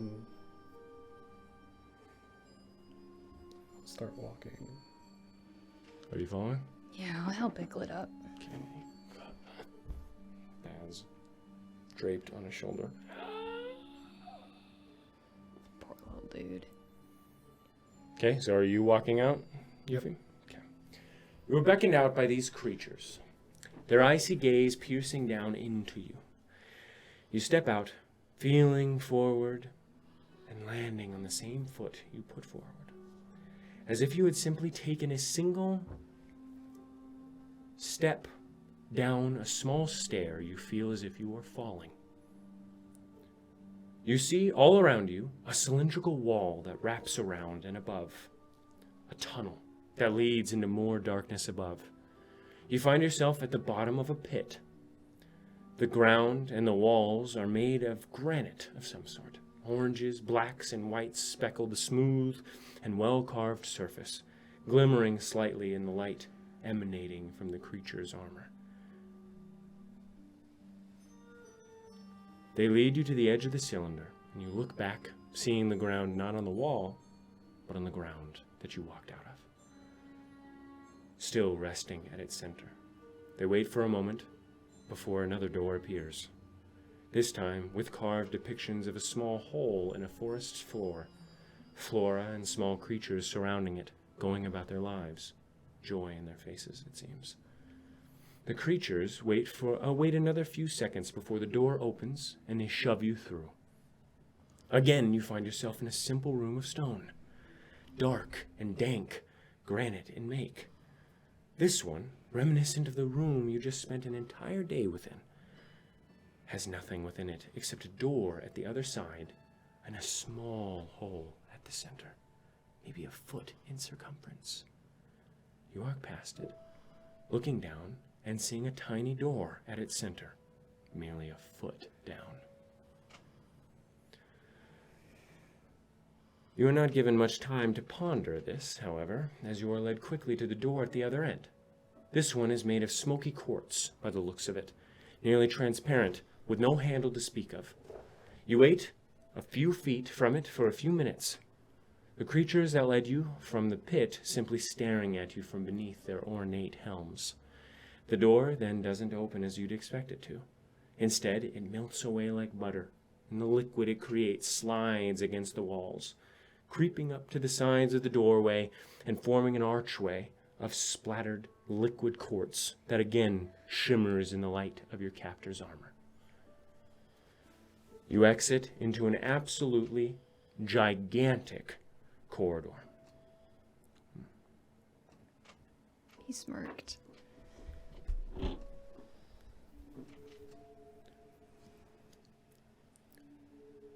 Though massive, longer than it is wide, though massive in both scopes, you hear the echo of your feet against the granite,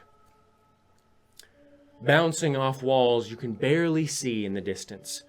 The air around you expands with its size, able to stretch nearly as much as it might beneath the open sky. You breathe in an odd scent, stale air with a middling aroma of mothballs, stew, and rotten fruits that just barely swim like specks in the ocean within the air. Your breathing, much unlike the prison you were just in, does not condense within this space. Each breath you take barely impacts it at all. You hear your breathing fade into the expansive room, unable to find a wall before fading into non-existence. You are led toward the center of the room, all of your footsteps now reverberating off into the darkness. A few moments after you begin to walk, do you see a rug stretching to the left and right, leading to places unknown in the darkness on either side of you. Your feet fall upon the rug, its color a deep crimson, nearly black purple, and off-white with geometric designs kept in by a lining of silver threads. As soon as you feel the fabric beneath your feet, you hear a hum, a deep and intimidating begin to your left. You look to see a light begin to illuminate itself at the top of the room. many dozens of feet above the ground and many hundreds of feet where you stand. It begins with a small spark, like a flame igniting the air, silver in color and bright as a star piercing the blanket of darkness. This spark grows, licks of diamond flame flicking out into the darkness and illuminating silver beside it.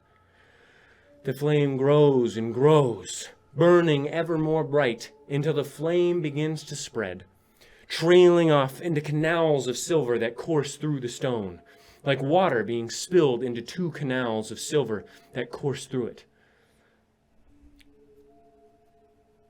These two lines careen off to the left and right before each of them split into another 4, then again into 8, then to 16, 32, 64. Then keep splitting, each line getting a bit smaller, and every ounce, and every once in a while, illuminating another circle of diamond flame within the confines of silver that hold them, like fiery gems set within. The flames cease their spreading through the wall, forming, at last, the picture it sought to paint. A massive flaming moon, its beams of light shining down to a gigantic tree below, its beams penetrating its fiery canvas of leaves, down into the trunk and spreading through the ground of dim light and silver. These rays of diamond luminescence then spread through this depicted ground, curving and slicing through it before plummeting back into the sky, connecting those many dots of flame you saw before and then shooting into the sky, creating the stars above. The picture becomes three-dimensional, peeling from the door like a stage set for the divine. With a flash of immense light, strands of flame shoot from the stage. Spears of that same flame plunging into previously unseen gems embedded into the ground, walls, and ceiling around you. You see now thick strings of the diamond flame illuminating and sticking into the humongous room's periphery. The stage begins to dissolve, the light flickering away as the threads pull at it, pulling the energy toward the room's boundaries with it, the wall it was created from. The stone and silver that lay behind the stage where the flames emanated from begin to pull away like dust and liquid silver, drawn to the pull of the divine strings, creating a storm of metal and mineral before you as if a puppet master were retreating their game.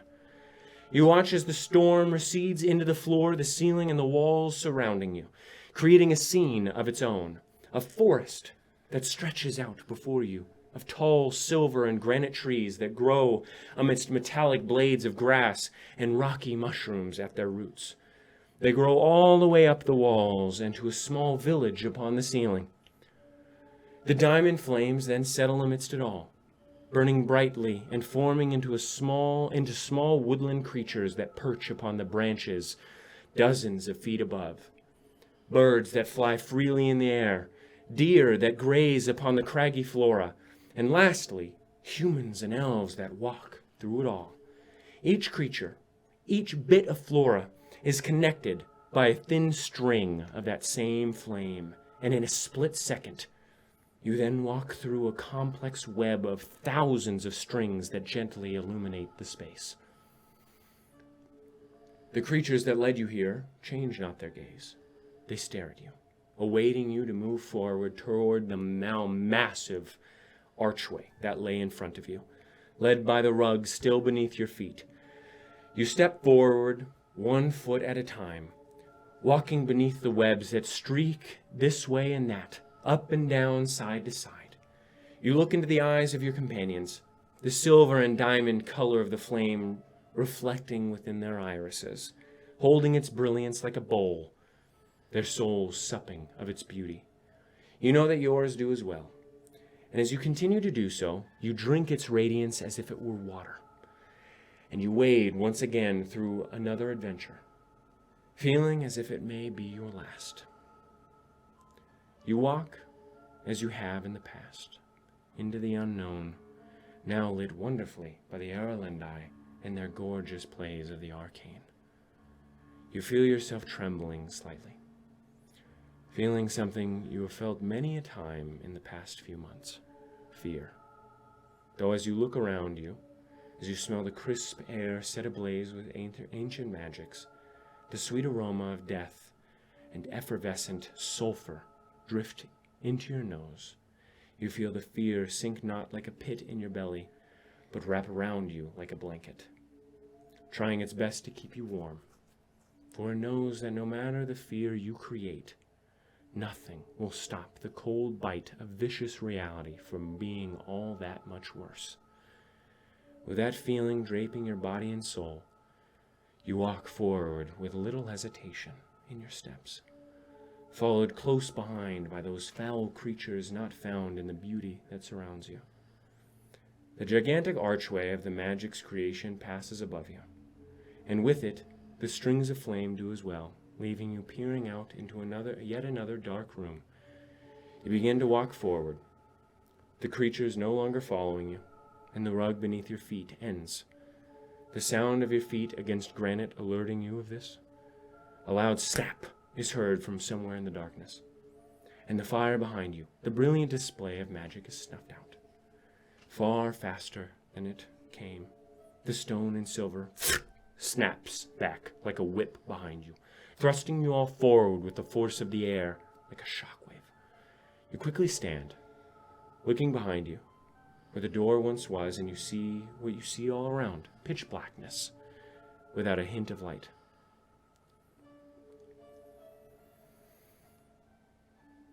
Gabriella, on the other hand, for some reason, after your prayer, is able to see regardless.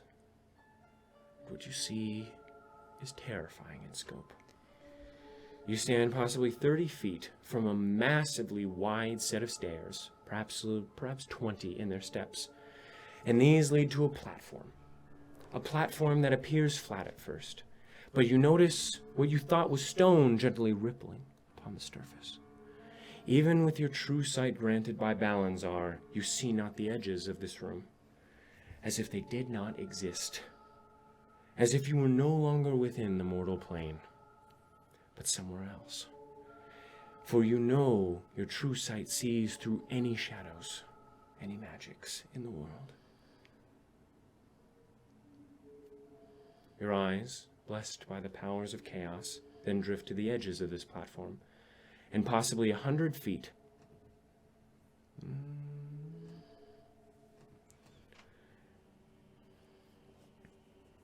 And possibly 100 feet in either direction from the steps, you see gargantuan statues at either corner. You see an unmolested depiction of Hecate, tall and broad in her form, wearing nothing but her own skin, her back flexed with canyons of muscle forming, and arms raised gently into the darkness as if she were dancing in it. That is the statue you see on the right. To your left, you see a naked old man, far less sturdy in their form. Their face shrouded by darkness, but drenched in a kindness at the bottom of their chin, smiling in the darkness, skin wrinkled, hair diminishing, muscles fading, and also dancing, with hands raised up and only one foot planted on somewhat solid ground. Far in the distance, at the far back, you see another statue, now noticing the platform is but a triangle and not a square. But this form is an amorphous statue of what could easily be smoke, though the longer you look at it, the different shapes it takes. You do not see the smoke change, though you do see forms take shape within it. You are unable to tell what faces you see, as you do not believe you have met any of them. However, as you continue to look, the smoke itself shifts, and before you, you see a person of ambiguous humanoid species or sex. Their flesh stretches upon their bones, and their eyes hold within a contempt you have never seen before, rivaling even the burning rage within the eyes of Titus Mirkwood. This person's visage communicates a longing for catharsis you have never felt, and hopefully never will.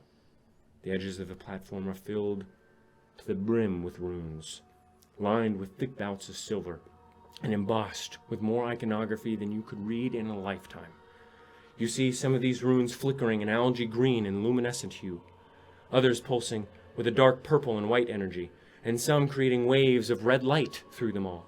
Amidst these runes, you see You see large pearl-like objects embedded within the stone and silver. You look then to the steps again, seeing something you missed prior. A bubble of black energy. And next to it, a hunched-over man sitting cross-legged just beside it and holding a large cat beside some sort of gem. He looks over. You see a burnt man. And that is where we are going to end it. I'm